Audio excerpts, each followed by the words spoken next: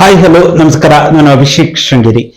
ಇವತ್ತಿನ ಈ ಒಂದು ವಿಶೇಷ ಸಂದರ್ಶನದಲ್ಲಿ ಶಿಕ್ಷಣ ಕ್ಷೇತ್ರದಲ್ಲಿ ತಾಲೂಕು, ಜಿಲ್ಲೆ, ರಾಜ್ಯ, ರಾಷ್ಟ್ರ ಮಟ್ಟದಲ್ಲಿ ಜೊತೆಗೆ ಅಂತಾರಾಷ್ಟ್ರೀಯ ಮಟ್ಟದಲ್ಲಿಯೂ ಕೂಡ ಶಿಕ್ಷಣ ಕ್ಷೇತ್ರದಲ್ಲಿ ಅದ್ಭುತವಾದ ಸಾಧನೆ ಮಾಡುವುದರ ಜೊತೆಯಲ್ಲಿಯೇ ಶಿಕ್ಷಣ ಕ್ಷೇತ್ರದಲ್ಲಿರುವಂತಹ ವ್ಯಕ್ತಿ ಅಥವಾ ಒಬ್ಬರು ಶಿಕ್ಷಕರಾಗಿ ಈ ರೀತಿಯೂ ಸೇವೆ ಮಾಡಬಹುದು ಅಥವಾ ಈ ರೀತಿಯೂ ಸಾಧನೆಯನ್ನ ಮಾಡಬಹುದು ಅನ್ನುವ ಬೇರೆ ಎಷ್ಟೋ ಶಿಕ್ಷಕರಿಗೆ ಇವರು ಕೂಡ ಒಂದು ರೀತಿ ಇನ್ಸ್ಪಿರೇಷನ್ ಆಗಿ ಕಂಡು ಬಂದಂತವರು. ಜೊತೆಲಿ ಸ್ಕೂಲ್ ಗದ್ದೆ ಅಂತ ಒಂದು ಸಣ್ಣ ಊರಿನಲ್ಲಿ ಹುಟ್ಟಿ ನಂತರ ವಿದೇಶದಲ್ಲಿರುವಂತಹ ಕನ್ನಡಿಗರಿಗೆ ಅಲ್ಲಿರುವಂತಹ ಶಿಕ್ಷಕರಿಗೂ ಕೂಡ ಪಾಠವನ್ನ ಮಾಡ್ತಾರೆ. ಇವರು ಮತ್ತಾರೂ ಅಲ್ಲ, ಕಳೆದ 40 ವರ್ಷಗಳಿಂದ ಶಿಕ್ಷಕರಾಗಿ ಸೇವೆ ಸಲ್ಲಿಸಿ ಹಿರಿಯ ಪ್ರಾಥಮಿಕ, ಕಿರಿಯ ಪ್ರಾಥಮಿಕ ಶಾಲೆಯ ಶಿಕ್ಷಕರಾಗಿ ಸೇವೆ ಸಲ್ಲಿಸಿ ನಂತರ ಪ್ರೌಢಶಾಲೆಯಲ್ಲಿ ಕಳೆದ 8 ವರ್ಷಗಳಿಂದಲೂ ಕೂಡ ಶಿಕ್ಷಕರಾಗಿ ಸೇವೆ ಸಲ್ಲಿಸಿ ರಾಜ್ಯದ ಅತ್ಯಂತ ಉತ್ತಮವಾದ ಪ್ರಶಸ್ತಿಯಾಗಿರುವಂತಹ ಪ್ರೌಢಶಾಲೆ ವಿಭಾಗದ ರಾಜ್ಯ ಮಟ್ಟದ ಪ್ರಶಸ್ತಿಯನ್ನು ಕೂಡ ಇವರು ಪಡೆದಿದ್ದಾರೆ. ಅಷ್ಟೇ ಅಲ್ಲದೆ ಜಿಲ್ಲೆ, ತಾಲೂಕು, ರಾಜ್ಯ ಮಟ್ಟದ ಹಲವಾರು ಪ್ರಶಸ್ತಿಗಳು ಕೂಡ ಇವರಿಗೆ ಬಂದಿರುವಂತದ್ದು. ಜೊತೆಯಲ್ಲಿಯೇ ರಾಜ್ಯದ ಶಿಕ್ಷಣ ಇಲಾಖೆಯಲ್ಲಿ ಸಂಪನ್ಮೂಲ ವ್ಯಕ್ತಿಯಾಗಿ ಪುಸ್ತಕ ರಚನಾ ಸಮಿತಿಯ ಮುಖ್ಯಸ್ಥರಾಗಿ, ಪರಿಷ್ಕರಣೆ ಸಮಿತಿಯ ಸದಸ್ಯರಾಗಿಯೂ ಕೂಡ ಸೇವೆಯನ್ನು ಸಲ್ಲಿಸಿದ್ದಾರೆ. ಇವರು ಮತ್ತಾರಲ್ಲ, ನಮ್ಮ ಮಲೆನಾಡಿನ ಅತ್ಯಂತ ಹೆಮ್ಮೆಯ ಶಿಕ್ಷಕರಾಗಿ ಗುರುತಿಸಿಕೊಳ್ಳುವುದರ ಜೊತೆಯಲ್ಲಿಯೇ ಕಳೆದ 4 ದಶಕಗಳ ತಮ್ಮ ಒಂದು ಶಿಕ್ಷಣ ಸೇವೆಗೆ ಕಳೆದ 3-4 ದಿನಗಳ ಹಿಂದೆ ಅಷ್ಟೇ ಅವರು ತಮ್ಮ ವಯೋನಿವೃತ್ತಿಯನ್ನು ಈಗ ಸಿಕ್ಕಿರುವಂತದ್ದು. ಇಷ್ಟೆಲ್ಲ ಮಾಡಿರುವಂತಹ ನಮ್ಮ ಮಲೆನಾಡಿನ ಹೆಮ್ಮೆ, ಕರ್ನಾಟಕದ ನಲಿಕಲಿ ಬ್ರಹ್ಮ ಅಂತಾನೆ ಕರೆಸ್ಕೊಂಡಿರುವಂತಹ ಶ್ರೀಯುತ ಆರ್ ಡಿ ರವೀಂದ್ರ ಸರ್ ನಮ್ಮ ಜೊತೆ ಇದ್ದಾರೆ. ಸರ್, ಕಾರ್ಯಕ್ರಮಕ್ಕೆ ಅತ್ಯಂತ ಆತ್ಮೀಯ ಸ್ವಾಗತ. ಸರ್, ಹೇಗಿದ್ದೀರಾ? ಸರಿ. ಓಕೆ ಸರ್, ಮೊದಲನೇದಾಗಿ ಸುದೀರ್ಘವಾದ 4 ದಶಕಗಳ ಒಂದು ವೃತ್ತಿ ಜೀವನ, ನಿವೃತ್ತಿಯನ್ನ ಪಡೆದುಕೊಂಡಿರುವಂತದ್ದು ಹೇಗೆ ಅನ್ಸ್ತಾ ಇದೆ? 4 ದಶಕಗಳ ವೃತ್ತಿ ಜೀವನದಿಂದ ಈಗ ನಿವೃತ್ತಿಯಾಗಿರುವಂತದ್ದು ಸರ್, ಏನಂತ ಬದಲಾವಣೆ ಇದೆ ಅಂತ ಅನ್ಕೊಂಡಿಲ್ಲ ನಾನು. ಯಾಕಂತಂದ್ರೆ 31ನೇ ತಾರೀಕು ಶಾಲೆಗೆ ಹೋದಾಗ ಹೇಗಿದ್ನೋ 1ನೇ ತಾರೀಕಿನ ನಂತರವೂ ಹಾಗೆ ಇದ್ದೀನಿ. ಮಕ್ಕಳಿಂದ ಸ್ವಲ್ಪ ದೂರ ಇದ್ದೀನಿ, ಜೊತೆಗೆ ಅಟೆಂಡೆನ್ಸ್ಗೆ ಸಹಿ ಮಾಡ್ತಾ ಇಲ್ಲ ಅನ್ನೋದನ್ನ ಬಿಟ್ರೆ ಅಂತ ಬದಲಾವಣೆ ನನಗೆ ಇಲ್ಲಿವರೆಗೆ ಕಾಣಿಸ್ಕೊಂಡಿಲ್ಲ. ಮುಂದೆ ಹೇಗೋ ಗೊತ್ತಿಲ್ಲ, ನೋಡ್ಬೇಕು. ಸರ್, ಒಂದು ಈಗ ಪರ್ಟಿಕ್ಯುಲರ್ ಆಗಿ ದಿನ ಶಾಲೆಗೆ ಹೋಗಿ ಮಕ್ಕಳನ್ನ ನೋಡ್ತಿದ್ದವರಿಗೆ ಅಥವಾ ಅಟೆಂಡೆನ್ಸ್ ಸೈನ್ ಮಾಡ್ತಿದ್ದ, ಅದೀಗ ಕಳೆದ 4-5 ದಿನಗಳಿಂದ ನೀವು ಮಾಡ್ತಾ ಇಲ್ಲ, ಅದು ಎಷ್ಟು ಕಷ್ಟ ಆಗ್ತಾ ಇದೆ? ಇಲ್ಲ ಸರ್, ಮಾನಸಿಕವಾಗಿ ನನಗೆ ಆ ರೀತಿಯ ಸಮಸ್ಯೆ ಕಾಡಿಲ್ಲ.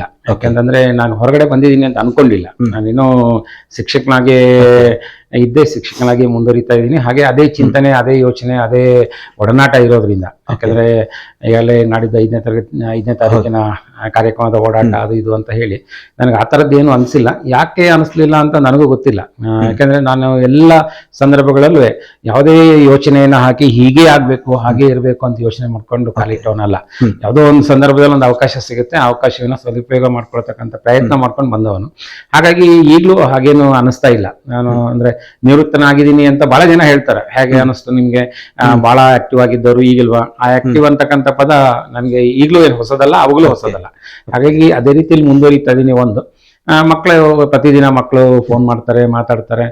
ಜೊತೆಗೆ SSLC ಎಕ್ಸಾಮ್ ನಡೀತಾ ಇರೋದ್ರಿಂದ ಮಕ್ಕಳ ಕಾಂಟ್ಯಾಕ್ಟ್ ನಡೀತಾ ಇದೆ. ಹಾಗಾಗಿ ನನಗೆ ಅಂಥ ಬದಲಾವಣೆ ಅನಿಸಿಲ್ಲ. ಎರಡನೇದಾಗಿ ನಾನು ತುಂಬಾ ಹೊರಗಡೆ ಓಡಾಡ್ತಾ ಇದ್ದೆ. ಅಂದ್ರೆ ಬೇರೆ ಬೇರೆ ಜಿಲ್ಲೆಗಳಲ್ಲಿ RPIಗೆ ಭಾಗವಹಿಸ್ತಕ್ಕಂಥದ್ದು ಅಥವಾ ಬೇರೆ ಬೇರೆ ಸಂಘ ಸಂಸ್ಥೆಗಳ ಜೊತೆ ಒಡನಾಟ, ಪಠ್ಯವಸ್ತಕ ರಚನಾ ಸಮಿತಿ ಅದಕ್ಕೆ ಸಂಬಂಧಪಟ್ಟ ಹಾಗೆ.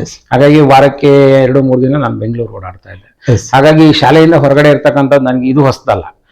ಹಿಂದೆನೂ ನಾನು 15 ವರ್ಷಗಳ ಕಾಲ BRP ಆಗಿ ECO ಆಗಿ ಹೊರಗಡೆ ಇದ್ದಿದ್ರಿಂದ ನನಗೆ ತುಂಬಾ ಬದಲಾವಣೆ ಅಂತ ಅನಿಸಿಲ್ಲ ಸರ್. ಯಾಕೆ ಅದ್ರ ಜೊತೆಲಿ ನಾವೀಗ ರವೀಂದ್ರ ಸರ್ ಅಂತ ಬಂದಾಗ ಇಡೀ ಕರ್ನಾಟಕದ ಎಲ್ಲರ ಕಡೆ ನೀವು ಪ್ರಚಲಿತ, ಅದು ಬೇರೆ. ಆದ್ರೆ ಆ ರವೀಂದ್ರ ಸರ್ ಬಂದ ಹಾದಿ ಆಗಿರ್ಬೋದು, ನೀವು ಎಲ್ಲಿಂದ ಬಂದ್ರೆ ಅದು ಕೂಡ ಕೆಲವರಿಗೆ ಕ್ಯೂರಿಯಾಸಿಟಿ ಇರುತ್ತೆ. ನಿಮ್ಮ ಒಂದು ಬಾಲ್ಯದ ಜೀವನದ ಬಗ್ಗೆ ಈಗ ಅಂದ್ರೆ ಈ ಸಂದರ್ಭದಲ್ಲಿ ಮೆಲ್ಕಾಕ್ ನೋಡ್ರಿ ಯಾವ ರೀತಿ ಸರ್? ಇಲ್ಲ ಸರ್, ಅವತ್ತಿನ ದಿನಗಳನ್ನ ಯೋಚನೆ ಮಾಡಿದ್ರೆ ಇದು ಕನಸು ಕಾಣೋಕ್ಕೂ ಸಾಧ್ಯ ಇಲ್ಲದಂತ ಪರಿಸ್ಥಿತಿ. ಯಾಕಂತಂದ್ರೆ ನಾನು ಹುಟ್ಟಿದ್ದು ಬಾಳೆಹೊನ್ನೂರು ಸಮೀಪ ರಂಭಾಪುರಿ ಮಠದ ಹತ್ರ ಇರ್ತಕ್ಕಂಥ ಸ್ಕೂಲ್ ಗದ್ದೆ ಅಂತ ಹೇಳಿ ಒಂದು ಪುಟ್ಟ ಊರದು, ಒಂದು 2-3 ಮನೆಗಳಿದ್ದಂತ ಊರದು. ಹಾಗಾಗಿ ಆ ಸ್ಕೂಲ್ ಗದ್ದೆನಲ್ಲಿ ಲಕ್ಷ್ಮಮ್ಮ ಅಂತಂದ್ರೆ ಬಹಳ ಮೊದಲಿಂದನೂ ಜನರಿಗೆ ಏನೋ ಅವ್ರ ಬಗ್ಗೆ ಒಂದು ಅಭಿಮಾನ, ಗೌರವ ಇತ್ತು. ಅವರ ಮಗಳು ರತ್ನಮ್ಮ ಅಂತೇಳಿ ನಮ್ಮ ತಾಯಿ. ನಮ್ಮ ತಂದೆ ದೇವಪ್ಪ ಅಂತೇಳಿ ಅವರು ಆಕ್ಚುಲಿ ಕಳಸದ ಕಡೆಯಿಂದ ಬಂದವರು. ಹಾಗಾಗಿ ಬಾಳೆಹೊನ್ನೂರ ಹತ್ರ ಜೀವನ ಮಾಡ್ತಾ ಇದ್ವಿ. ಬಡತನದ ಬಗ್ಗೆ ಹೇಳಬೇಕು ಅಂತಂದ್ರೆ ಇವತ್ತಿನವರೆಗೆ ಅದನ್ನು ಊಹಿಸೋಕ್ ಸಾಧ್ಯ ಇಲ್ಲ. ಒಂದೊತ್ತಿನ ಊಟಕ್ಕೂ ಕಷ್ಟ ಪಡೆದಿದ್ದಂತ ಕುಟುಂಬ. ಹಾಗಂತ ಹೇಳಿ ಮಕ್ಕಳು ನಾವು 4 ಜನ. ಮೊದಲನೇ ನಾನು, ಎರಡನೇ ಯೋಗೇಂದ್ರ ಅಂತೇಳಿ LICಯಲ್ಲಿ ಮ್ಯಾನೇಜರ್ ಆಗಿ ಕೆಲಸ ಮಾಡ್ತಾನೆ ಡಿವಿಷನಲ್ ಆಫೀಸ್ ಶಿವಮೊಗ್ಗದಲ್ಲಿ. ಚಿಕ್ಕವನು ಮಹೇಂದ್ರ ಅಂತೇಳಿ ಬಾಳೆಹೊನ್ನೂರಿನಲ್ಲಿ ವಾಸ ಮಾಡ್ತಾನೆ. ಕೊನೆಯವಳು ತಂಗಿ, ಅವಳನ್ನು ಶಿವಮೊಗ್ಗಕ್ಕೆ ಮದುವೆ ಮಾಡಿಕೊಡ್ಲಾಗಿದೆ, ಅಲ್ಲಿ ಅವರು ಸೆಟ್ಲ್ ಆಗಿದ್ದಾರೆ. ಪ್ರಾಥಮಿಕ ವಿದ್ಯಾಭ್ಯಾಸ ನಂದು ಅಲ್ಲೇ ನಡೀತು, ರಂಭಾಪುರಿ ಮಠದ ಸರ್ಕಾರಿ ಕಿರಿಯ ಪ್ರಾಥಮಿಕ ಶಾಲೆಯಲ್ಲಿ. ಆಗ ಕಿರಿಯ ಪ್ರಾಥಮಿಕ ಶಾಲೆ ಅಂದರೆ 1 ರಿಂದ 4ನೇ ತರಗತಿಗೆ ಮಾತ್ರ. ಆ ನಂತರ 5ನೇ ತರಗತಿಗೆ ಬಾಳೆಹೊನ್ನೂರು ಸರ್ಕಾರಿ ಹಿರಿಯ ಪ್ರಾಥಮಿಕ ಶಾಲೆಗೆ ಸೇರ್ಕೊಂಡೆ. ಅಲ್ಲಿ ಒಂದು ನನ್ನ ಅದೃಷ್ಟ ಅಂದ್ರೆ ಶ್ರೀಮತಿ ರೇಷ್ಮಾ ಮೇಡಮ್ ಅಂತೇಳಿ ನಿಮ್ಗೆಲ್ಲ ಗೊತ್ತಿದಿರ್ಬೋದು. ಒಳ್ಳೆ ರೈಟರ್ಸ್, ಒಳ್ಳೆ ಶಿಕ್ಷಕಿಯಾಗಿ ಹೆಸರನ್ನ ಗಳಿಸಿರ್ತಕ್ಕಂಥವ್ರು. ಅವರು ಮುಖ್ಯ ಶಿಕ್ಷಕಿಯಾಗಿದ್ರು. ಅವರ ಪಾಠ ಪ್ರವಚನ ಕೇಳಲಿಕ್ಕೆ ಒಂದು ಅವಕಾಶ. ಆ ನಂತರ ಬಾಳೆಹೊನ್ನೂರು ಏನು ಹೈಸ್ಕೂಲ್ ಇದೆ, ಬಾಳೆಹೊನ್ನೂರು ಹೈಸ್ಕೂಲ್ನಲ್ಲಿ ನನ್ನ ಪ್ರೌಢ ವಿದ್ಯಾಭ್ಯಾಸ ಆಯಿತು. ಪ್ರೌಢ ವಿದ್ಯಾಭ್ಯಾಸ ಆಗಬೇಕಾದ್ರೆ ನಮಗೆ ಸುತ್ತಮುತ್ತ ಸರ್ಕಾರಿ ಶಾಲೆ ಇಲ್ಲ. ಅಲ್ಲಿ ಇದ್ದಿದ್ದು ಅನುದಾನಿತ ಶಾಲೆ ಒಂದೇನೆ. ಅಲ್ಲಿ KT ಚಿನ್ನೇಗೌಡರು ಅಂತೇಳಿ ನಾನು ನೆನೆಸ್ಬೇಕಾಗತ್ತೆ. ಯಾಕಂದ್ರೆ ಪ್ರೌಢಶಾಲೆಗೆ ಫೀಸ್ ಕಟ್ಟಬೇಕಾಗಿತ್ತು, ಖಾಸಗಿ ಶಾಲೆ ಆಗಿದ್ರಿಂದಾಗಿ ಅನಿವಾರ್ಯ ನಮಗೆ. ಆಗ ನಮ್ಮ ತಂದೆ ಹೋಗಿ ಅವ್ರಿಗೆ ಕೇಳಿದ್ರಂತೆ, ಸಂಪೂರ್ಣ ಫೀಯನ್ನ ಅವತ್ತೇ ಅವರು ಮನ್ನಾ ಮಾಡಿದ್ರು ನಮ್ಗೆ. ಇಲ್ಲ ಸರ್, ಚಿನ್ನೇಗೌಡರು ಜಿಲ್ಲಾ ಪಂಚಾಯತಿ ಇದ್ದಾಗ ಅವರು ನಮ್ಮ BC ಗೀತಾ ಅವರು ಇದಾರಲ್ಲ, ಅವರ ತಂದೆ. Balehonnur BC Geetha DCC bank ಅಧ್ಯಕ್ಷ. ಹಾಗಾಗಿ ಬಾಳೆಹೊನ್ನೂರು ಹೈಸ್ಕೂಲ್ನಲ್ಲಿ SLC ಅವರಿಗೆ ಓದಿದೆ. ನಂತರ ನನ್ನ ಜರ್ನಿ ಸ್ವಲ್ಪ ತಿರುವು ಮುರು ಆಯ್ತಲ್ಲಿ. ಯಾಕಂದ್ರೆ ಮನೆಯಲ್ಲಿ ಆರ್ಥಿಕ ಪರಿಸ್ಥಿತಿ ಅಷ್ಟು ಚೆನ್ನಾಗಿರ್ಲಿಲ್ಲ. ಹಾಗಾಗಿ SLC ಆದ್ಮೇಲೆ ಮುಂದೆ ಏನು ಅನ್ನೋ ಪ್ರಶ್ನೆ ಬಂದಾಗ ನನಗೆ ಬ್ಯಾಂಕಿಂಗ್ ಹೋಗ್ಬೇಕು, ಕಾಮರ್ಸ್ ಓದ್ಬೇಕು ಅನ್ನೋ ಆಸೆ. ಬಹಳ ಪ್ರಯತ್ನ ಮಾಡಿದ್ವಿ. ಆಕ್ಚುಲಿ ಸಿದ್ದವನ ಗುರುಕುಲ ಏನು ಧರ್ಮಸ್ಥಳದಲ್ಲಿದೆ, ಅಲ್ಲಿ ಪ್ರಯತ್ನ ಮಾಡಿದ್ವಿ. ಅಲ್ಲಿ ಪೌಲ್ಟ್ರಿ ಇದನ್ನ ಕೊಡ್ತೀವಿ ಅಂತಂದ್ರು, ಹಾಸ್ಟೆಲ್ ಸೀಟ್ ಸಿಕ್ತು, ಆದ್ರೆ ನಮ್ಗೆ ಕಾಮರ್ಸ್ ಸಿಗ್ಲಿಲ್ಲ. ಕೊನೆಗೆ ಬಹಳ ಟ್ರೈ ಮಾಡಿದ್ವಿ. ಶಿವಮೊಗ್ಗದಲ್ಲಿ ಸಹ್ಯಾದ್ರಿ ಕಾಲೇಜಲ್ಲಿ ನನಗೆ ಕಾಮರ್ಸ್ ಸೀಟ್ ಸಿಕ್ತು, ಆದ್ರೆ ಹಾಸ್ಟೆಲ್ ಸೀಟ್ ಸಿಗ್ಲಿಲ್ಲ. ಹಾಗಾಗಿ ಕಾಮರ್ಸ್ ಓದೋದನ್ನ ಕೈ ಬಿಟ್ವಿ. ಕೊನೆಯ ಮೂಮೆಂಟ್ ಅಲ್ಲಿ ಶೃಂಗೇರಿ JCB ಕಾಲೇಜಲ್ಲಿ ಸೈನ್ಸ್ ತಗೊಂಡು PCMB ತಗೊಂಡು ಮೊದಲನೇ ವರ್ಷ PUC ಮಾಡಿದೆ. 2ನೇ ವರ್ಷದಷ್ಟೊತ್ತಿಗೆ ಬಹಳ ಸಮಸ್ಯೆ ಎದುರಾಯ್ತು, ಮನೆಯಲ್ಲಿ ಆರ್ಥಿಕವಾಗಿ ಸಮಸ್ಯೆ ಇತ್ತು. ಹಾಗಾಗಿ PUC ಡಿಸ್ಕಂಟಿನ್ಯೂ ಮಾಡಿ ಮನೆಗೆ ವಾಪಸ್ ಬಂದೆ. ವಾಪಸ್ ಬಂದ ನಂತರ ಬಾಳೆಹೊನ್ನೂರಿನಲ್ಲಿ ಏನ್ ಮಾಡೋದು ಅಂತ ಇದ್ದಾಗ ಮಮತಾಜ್ ಮೆಡಿಕಲ್ ಅಂತ ಹೇಳಿ ಬಾಳೆಹೊನ್ನೂರಿನಲ್ಲಿ ಮಧ್ಯಪೇಟೆಯಲ್ಲಿ ಇತ್ತು ಮುಂಚೆ, ಅಲ್ಲಿ ಕೆಲ್ಸಕ್ಕೆ ಸೇರ್ಕೊಂಡೆ. ಇದು ಎಜುಕೇಶನ್ ಫಸ್ಟ್ ಇಯರ್ ಇದ್ ಮಾಡಿ ಫಸ್ಟ್ ಇಯರ್ PUC ಮುಗಿಸಿದ ನಂತರ ಡಿಸ್ಕಂಟಿನ್ಯೂ ಮಾಡಿದೆ. ಡಿಸ್ಕಂಟಿನ್ಯೂ ಮಾಡಿ ಬಾಳೆಹೊನ್ನೂರಲ್ಲಿ ಮೆಡಿಕಲ್ ಶಾಪ್ ನಲ್ಲಿ ಮಾತ್ರೆ ಕೊಡೋ ಕೆಲಸಕ್ಕೆ ಸೇರ್ಕೊಂಡೆ. ಅವ್ರದ್ದೇ ಪ್ರಜಾವಾಣಿ ಏಜೆನ್ಸಿ ಇತ್ತು. ಒಂದ್ ರೀತಿಲಿ ಜೀವನಕ್ಕೆ ಎಲ್ಲಾ ಹಂತದಲ್ಲೂ ನಮ್ಗೆ ಏನು ಹೊಸ ಹೊಸ ವಿಷಯಗಳು ತಿಳಿಲಿಕ್ಕೆ ಅಥವಾ ಏನಾದ್ರು ಒಂದು ಗುರಿಯನ್ನ ಇಟ್ಕೊಂಡ್ರೆ ಅದರ ದಾರಿನಲ್ಲಿ ನಡಿಲಿಕ್ಕೆ ಸಹಾಯ ಮಾಡ್ತವೆ ಅನ್ನೋದಕ್ಕೆ ಅದು ಒಂದು ಸಾಕ್ಷಿ ನನಗೆ. ಯಾಕಂದ್ರೆ ಆ ಮೆಡಿಕಲ್ ಶಾಪ್ ನಲ್ಲಿ ನನಗೆ ಈ ಮಾತ್ರೆಗಳ ವಿಷಯ ತಿಳಿದಿದ್ದು ಅಷ್ಟೇ ಅಲ್ಲ, ಅದರ ಜೊತೆಗೆ ನನಗೆ ಅಲ್ಲಿ ಪ್ರಜಾವಾಣಿ ಅವ್ರ ಏಜೆಂಟ್ ಇದ್ರು. ಇಡೀ ಊರಿಗೆ ಪ್ರಜಾವಾಣಿ ಹಂಚ್ತಾ ಇದ್ದೆ. ಬೆಳಗ್ಗೆ 8 ಗಂಟೆಗೆ ಪ್ರಾರಂಭ ಮಾಡಿದ್ರೆ 7:30 8 ಗಂಟೆಗೆ ಪ್ರಾರಂಭ ಮಾಡ್ತಿದ್ವಿ. ಇಡೀ ಬಾಳೆಹೊನ್ನೂರು ಸುತ್ತಮುತ್ತ ಸೈಕಲ್ ನಲ್ಲಿ ಪ್ರಜಾವಾಣಿ ಹಂಚಿದೆ. ಅಷ್ಟೊತ್ತಿಗೆ ನಮ್ಮ ಅಮ್ಮನಿಗೆ ಯಾರೋ ಹೇಳಿದ್ರಂತೆ, ಮಕ್ಕಳು ಚೆನ್ನಾಗಿ ಓದ್ತಾರೆ, TCH ಮಾಡಿಸಿ ಅಂತ. ನಮ್ಮ ಅಮ್ಮನಿಗೆ ಬಹಳ ಆಸೆ ಇತ್ತು, ಮಕ್ಕಳನ್ನ ವಿದ್ಯಾವಂತರನ್ನ ಮಾಡ್ಬೇಕು ಹಾಗೆ ಹೀಗೆಲ್ಲ. ಆದ್ರೆ ವಿದ್ಯಾವಂತರು ಅಂದ್ರೆ ಏನು, ಅವತ್ತಿನ ಕಾಲಕ್ಕೆ ವಿದ್ಯಾವಂತರು ಅಂದ್ರೆ ಒಂದು SLC ದಾಟಿದ್ರೆ ಅದು ಬಹಳ ದೊಡ್ಡದು ಅಂತ. ಯಾಕಂದ್ರೆ ಊರಿಗೆ ನಾನೇ ಮೊದಲು SLC ದಾಟಿದವನು. ಆ ಮೂಮೆಂಟ್ ಅಲ್ಲಿ ಅಮ್ಮನಿಗೆ ಬಹಳ ಹೇಳಿದ್ರಂತೆ. ಹಾಗಾಗಿ ನಾನು TCH ಮಾಡುವ ಅಂತೇಳಿ ಅಮ್ಮನ ಒತ್ತಾಯ ಸ್ಟಾರ್ಟ್ ಆಯ್ತು. ಆಗ KT ಚಿನ್ನೇಗೌಡರು ಸ್ವಲ್ಪ ಪ್ರಭಾವಿ ವ್ಯಕ್ತಿ. ಅವ್ರ ಹತ್ರ ನಮ್ಮ ತಂದೆ ಹೋಗಿ ಕೇಳಿ ಸೀಟ್ ಕೊಡಿಸಿ ಅಂತೆಲ್ಲ ಕೇಳಿ ಎಲ್ಲ ಮಾಡಿದ್ರಂತೆ. ಕೊನೆಗೆ ಅಮ್ಮ ಕಾಫಿ ಹಣ್ಣು ಕೊಯ್ಲಿಕ್ಕೆ ಹೋಗ್ತಿದ್ರು. ಈಗ ಈ ಡಿಸೆಂಬರ್ ಕಾಫಿ ಹಣ್ಣಿನ ಕೊಯ್ಯ ಟೈಮಲ್ಲಿ ಅದು ಅವರೇ ದುಡ್ದಿರ್ತಕ್ಕಂಥ ಸಂಬಳದ ದುಡ್ಡನ್ನ ಕೊಟ್ಟು ಚಿಕ್ಕನೂರಿಗೆ ಕಳಿಸಿ ಅಪ್ಲಿಕೇಶನ್ ಹಾಕ್ಸಿದ್ರು. ಬಟ್ ನನ್ನ ಬ್ಯಾಡ್ ಲಕ್ಕು ಆ ವರ್ಷ ತುಂಬಾ ದಿನ ತಗೊಳ್ತು ಅನೌನ್ಸ್ ಆಗೋದು ಸೀಟ್ ತುಂಬಾ. ಹೌದು, ಯಾಕಂದ್ರೆ ಸಾಮಾನ್ಯವಾಗಿ ಏಪ್ರಿಲ್ ಮೇಲ್ ಆಗ್ತಾ ಇದ್ದಿದ್ದು, ಆ ವರ್ಷ ಆಗಸ್ಟಿಗೆ ಆಯ್ತು.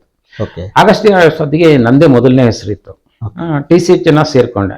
TCH ಸೇರ್ಕೊಂಡು ನನಗೆ ಜೀವನದಲ್ಲಿ ನಾನು ಎಣಿಸ್ದೇ ಆಗಿರೋ ಘಟನೆಗಳೇ ಜಾಸ್ತಿ. ಆದ್ರೆ ಇಷ್ಟ ಇದೆಯೋ ಇಲ್ದೋ ನಂಗೆ ಆ ಕೆಲ್ಸಕ್ಕೆ ನಾನು ಸೇರ್ಕೊಂಡ ಮೇಲೆ ಅಥವಾ ಜವಾಬ್ದಾರಿ ನಂಗೆ ಸಿಕ್ಕ ಮೇಲೆ ಅದಕ್ಕೆ ನ್ಯಾಯ ಒದಗಿಸುವಂತ ಪ್ರಯತ್ನ. ಹಾಗಾಗಿ TCH ನನಗೆ ಆಕ್ಚುಲಿ ಹೇಳ್ಬೇಕಂದ್ರೆ ತಾಯಿ ಇಷ್ಟಕ್ಕೆ ನಾನು ಸೇರಿದ್ದು, ನನ್ನ ಸ್ವಂತ ಇಚ್ಛೆ ಅಲ್ಲ. ನಿಮ್ಮ ತಾಯಿಯವರ ಒಂದು ಇಷ್ಟದ ಮೇರೆಗೆ ನೀವು ಶಿಕ್ಷಣ ಅಲ್ಲಿ ಸೇರ್ಕೊಂಡೆ. TCH ಅಲ್ಲಿ ಈಗಲೂ ಚಿಕ್ಕಮಗಳೂರು ಗಿರಿಗಂಗೋತ್ರಿಯಲ್ಲಿ ಒಂದು ಪಟ್ಟಿ ಹಾಕಿದ್ದಾರೆ. ಆ ಪಟ್ಟಿಯಲ್ಲಿ ನೋಡಿದ್ರೆ 64ರಲ್ಲಿ ಅನ್ಸುತ್ತೆ ಪ್ರಾರಂಭ ಆಗಿದ್ದು, ಬೀರೂರಲ್ಲಿ ಇತ್ತು ಮುಂಚೆ. ಚಿಕ್ಕಮಗಳೂರಿಗೆ ಅದು ಶಿಫ್ಟ್ ಆಯ್ತು. ಎಲ್ಲೂ ಹುಡುಗರ ಹೆಸರಿಲ್ಲ. ನಾವು ಆ ಬೋರ್ಡ್ ನೋಡಿದಾಗಲೆಲ್ಲ ಆಗ್ತಿತ್ತು, ಅಲ್ಲೊಂದು ಹೆಸರನ್ನ ಏನಾದ್ರು ಮಾಡಿ ನಾವು ಹಾಕ್ಬೇಕಲ್ಲ, ನನ್ನ ಹೆಸರಲ್ಲಿ ಒಂದು ಬರ್ಬೇಕಲ್ಲ ಅಂತ. ಮೊದಲನೇ ವರ್ಷ ಯೋಚನೆನೇ ಇರ್ಲಿಲ್ಲ. ಮೊದಲನೇ ವರ್ಷ ಹೈಯೆಸ್ಟ್ ಬಂತು, ನಮ್ಮ ಕಾಲೇಜಿಗೆ ಹೈಯೆಸ್ಟ್ ಮಾರ್ಕ್ಸ್ ತಗೊಂಡೆ. PUC ಆದ್ರೆ ಮಾತ್ರ ಅಲ್ಲಿ ಹೆಸರಾಗ್ತಾರೆ. ಇವತ್ತಿಗೂ ನಾನು BM ಲಕ್ಷ್ಮಣರಾವ್ ಸರ್ TCH ಮಾಡ್ತೀವಿ. TCH ಮೊದಲನೇ ವರ್ಷದ BM ಲಕ್ಷ್ಮಣರಾವ್ ಸರ್ ಅಂತ ಹೇಳಿ ₹100 ಬಹುಮಾನ ಪ್ಲಸ್ ಒಂದು ಸರ್ಟಿಫಿಕೇಟ್ ಕೊಟ್ಟಿದ್ದಾರೆ. ಇವತ್ತಿಗೂ ನಾನು ಮನೇಲಿ ಆ ಸರ್ಟಿಫಿಕೇಟ್ ಇಟ್ಟಿದ್ದೀನಿ, ಒಂದು ಕಟ್ ಹಾಕಿ ಫ್ರೇಮ್ ಹಾಕಿ ಇಟ್ಟಿದ್ದೀನಿ. ಫಸ್ಟ್ ಇಯರ್ ಆಯ್ತು. ಸೆಕೆಂಡ್ ಇಯರ್ ಅಲ್ಲಿ ಆ ಯೋಚನೆ ಇರಲಿಲ್ಲ, ಯಾಕಂದ್ರೆ ಸಾಧ್ಯ ಇಲ್ಲ ಅನ್ನೋದು ಮನಸ್ಸಿಗೊಂದು ಬಂದಿತ್ತು, ನಮಗೆಲ್ಲ ಎಲ್ಲಿ ಸಾಧ್ಯ ಆಗುತ್ತೆ ಅಂತೇಳಿ. ಆದರೆ ಅನೌನ್ಸ್ ಆಗೋ ಅಷ್ಟೊತ್ತಿಗೆ ಮೊದಲನೇ ಸ್ಥಾನ ನನಗೆ ಬಂದಿತ್ತು. ಹಾಗಾಗಿ ಮೊದಲನೇ ಸ್ಥಾನ TCH ಅಲ್ಲಿ ಬಂತು. TCH ಅಲ್ಲಿ ಬಂದಂಥ ಸಂದರ್ಭದಲ್ಲಿ ಅಲ್ಲಿ ಒಂದು ಸ್ವಲ್ಪ TCH ಅಲ್ಲಿ ಒಂದು ಘಟನೆ ನಡೀತು. ಆ ಘಟನೆ ಹೇಳ್ಕೋಬೇಕು ಇಲ್ಲೋ ಗೊತ್ತಿಲ್ಲ ನನಗೆ. TCH ಮಾಡ್ತಿದ್ದ ಟೈಮಲ್ಲಿ ಹೌದು ಹೌದು. ಏನಾಯ್ತು ಅಂತಂದ್ರೆ ಸೆಕೆಂಡ್ ಇಷ್ಟೆಲ್ಲ ಮಾಡಿದೀನಿ, ಕೇಳಿದ್ರು ಬಹಳ ಆಶ್ಚರ್ಯ ಪಡ್ಬೋದು. TCS ಸೆಕೆಂಡ್ ಅಲ್ಲಿ ಫೇಲ್ ಆದೆ. ಫೇಲ್ ಆಗಿದ್ದು ಯಾಕಾಯ್ತು ಏನಾಯ್ತು ಅಂದ್ರೆ ಅದ್ರದ್ದು ಹಿನ್ನೆಲೆ ಬಹಳಷ್ಟಿದೆ. ಆಕ್ಚುಲಿ ನನ್ನ ಟೋಟಲ್ ಮಾರ್ಕ್ಸ್ 525. ನಂದು ಸೈನ್ಸ್ ನನ್ನ ಬಹಳ ಇಂಟ್ರೆಸ್ಟಿಂಗ್ ಸಬ್ಜೆಕ್ಟ್. ಅಲ್ಲಿವರೆಗೆ ಯಾವತ್ತೂ ನಾನು 90ಕ್ಕಿಂತ ಕಡಿಮೆ ತಗೊಂಡಿರ್ಲಿಲ್ಲ. ಆದ್ರೆ 37 ಅಂಕವನ್ನ ತಗೊಂಡು ನನ್ನನ್ನು ಅನುತ್ತೀರ್ಣ ಮಾಡ್ಲಾಯ್ತು ಅನ್ನೋ ಪದ ಬಳಸ್ತಾ ಇದ್ದೀನಿ, ನಾನು ಮಾಡ್ಕೊಂಡಿದ್ದಲ್ಲ. ಹಾಗಾಗಿ ಅನಿವಾರ್ಯವಾಗಿ ಸೈನ್ಸ್ ಅಲ್ಲಿ ಫೇಲ್ ಆದೆ. ಆಶ್ಚರ್ಯ ಆಗಿದ್ದೇನು ಅಂದ್ರೆ ಸೈನ್ಸ್ ಅಲ್ಲಿ ಫೇಲ್ ಆಗಿರೋ ವಿದ್ಯಾರ್ಥಿ ಕಾಲೇಜಿಗೆ ಹೈಯೆಸ್ಟ್. ಆಗ ಒಂದು ಸಮಸ್ಯೆ ಎದುರಾಯ್ತು ಕಾಲೇಜಲ್ಲಿ. ಏನು ಅಂದ್ರೆ ಫಸ್ಟ್ ಪ್ಲೇಸ್ ಕೊಡ್ಬೇಕು, ಯಾರಿಗೆ ಕೊಡ್ಬೇಕು? ಫೇಲ್ ಆಗಿರೋ ವಿದ್ಯಾರ್ಥಿ ಮಾರ್ಕ್ಸ್ ಜಾಸ್ತಿ ತಗೊಂಡಿದ್ದಾನೆ, ಪಾಸ್ ಆಗಿರೋ ವಿದ್ಯಾರ್ಥಿ ಇವನಿಗೆ ಕಡಿಮೆ ಪರಿಸ್ಥಿತಿ. ಆದ್ರೂ ಬಹಳಷ್ಟು ಚಿಂತನೆಗಳೆಲ್ಲ ನಡೆದು ಕೊನೆಗೆ ನನಗೆ ಕೊಟ್ರು ಮೊದಲನೇ ಸ್ಥಾನವನ್ನ. ಆಮೇಲೆ ಸೆಕೆಂಡ್ ಅಟೆಂಪ್ಟ್ ಅಲ್ಲಿ 93 ಬಂತು ನನಗೆ. ನನಗೇನಂತ ಸಮಸ್ಯೆ ಇಲ್ಲ. ಒಂದೇ ಸಮಸ್ಯೆ ಎಲ್ಲ ಆಯ್ತು ಅಂದ್ರೆ ನಾನು TCH ಎಕ್ಸಾಮ್ ಬರೆದ ತಕ್ಷಣದಲ್ಲೇ ದಯಾನಂದ್ ಜಿ ಅಂತ ಹೇಳಿ ಶಿವಮೊಗ್ಗದಲ್ಲಿ ರಾಮಕೃಷ್ಣ ಆಶ್ರಮ, ಅವ್ರು ನನ್ನನ್ನು ಅಪಾಯಿಂಟ್ಗೆ ಸೇರಿಸ್ಕೊಂಡಿದ್ರು. ಅಂದ್ರೆ ಫಸ್ಟ್ ಅಪಾಯಿಂಟ್ ನೀವು ರಾಮಕೃಷ್ಣ ಆಶ್ರಮ ಶಿವಮೊಗ್ಗದಲ್ಲಿ, ಅದು ವೃತ್ತಿ ಜೀವನದ ಅಂದ್ರೆ ಹೇಗೆ ಸರ್ ವೃತ್ತಿ ಜೀವನದ ಒಂದು ಪ್ರಾರಂಭಿಕ ದಿನಗಳು? ಯಾಕಂದ್ರೆ ಈಗ ವಿದ್ಯಾಭ್ಯಾಸ ಮುಗಿದ ತಕ್ಷಣ ವೃತ್ತಿ ಜೀವನ ತಕ್ಷಣ ಎಲ್ಲವೂ ಕೂಡ ಕೆಲಸ ಕೆಲವರಿಗೆ ಸಿಗಲಾರೆ. ನೀವು ತಕ್ಷಣ ಕೆಲಸ ಸಿಕ್ಕಿ ಟೈಮ್ ಆಗಿರ್ಬೋದು, ಅಥವಾ ಅಲ್ಲಿ ವೃತ್ತಿ ಜೀವನದ ಆರಂಭಿಕ ದಿನಗಳು ಯಾವ ರೀತಿಯಾಗಿತ್ತು? ನನಗೆ BM ಲಕ್ಷ್ಮಣರಾವ್ ಅಂತ ಹೇಳಿ ಲೆಕ್ಚರ್ ಇದ್ರು ಸರ್, ಗಿರಿಗಂಗೋತ್ರಿ ಏನು ನಮ್ಮ TCH ಕಾಲೇಜಲ್ಲಿ. ಅವರು ಸ್ವಾಮೀಜಿಗೆ ಪರಿಚಯ. ಸ್ವಾಮೀಜಿಗೆ ಅವ್ರೇನೋ ಹೇಳಿದ್ರಂತೆ, ಈ ತರ ನಮ್ಮಲ್ಲೊಬ್ಬ ಸ್ಟೂಡೆಂಟ್ ಇದ್ದಾನೆ, ತುಂಬಾ ಆಕ್ಟಿವ್ ಇದ್ದಾನೆ ಅಂತ ಹೇಳಿದ್ರಂತೆ. ಸ್ವಾಮೀಜಿ ನನಗೆ ರಿಸಲ್ಟ್ ಬರೋಕ್ಕಿಂತ ಮೊದಲೇ ಅಪಾಯಿಂಟ್ಮೆಂಟ್ ಕೊಟ್ಟರು. ನಾನು ಹೋಗಿ ಜಾಯಿನ್ ಆದೆ ಶಿವಮೊಗ್ಗ ಯುನೋಪ್ ನಗರದಲ್ಲಿ ಇದ್ದಾಗ.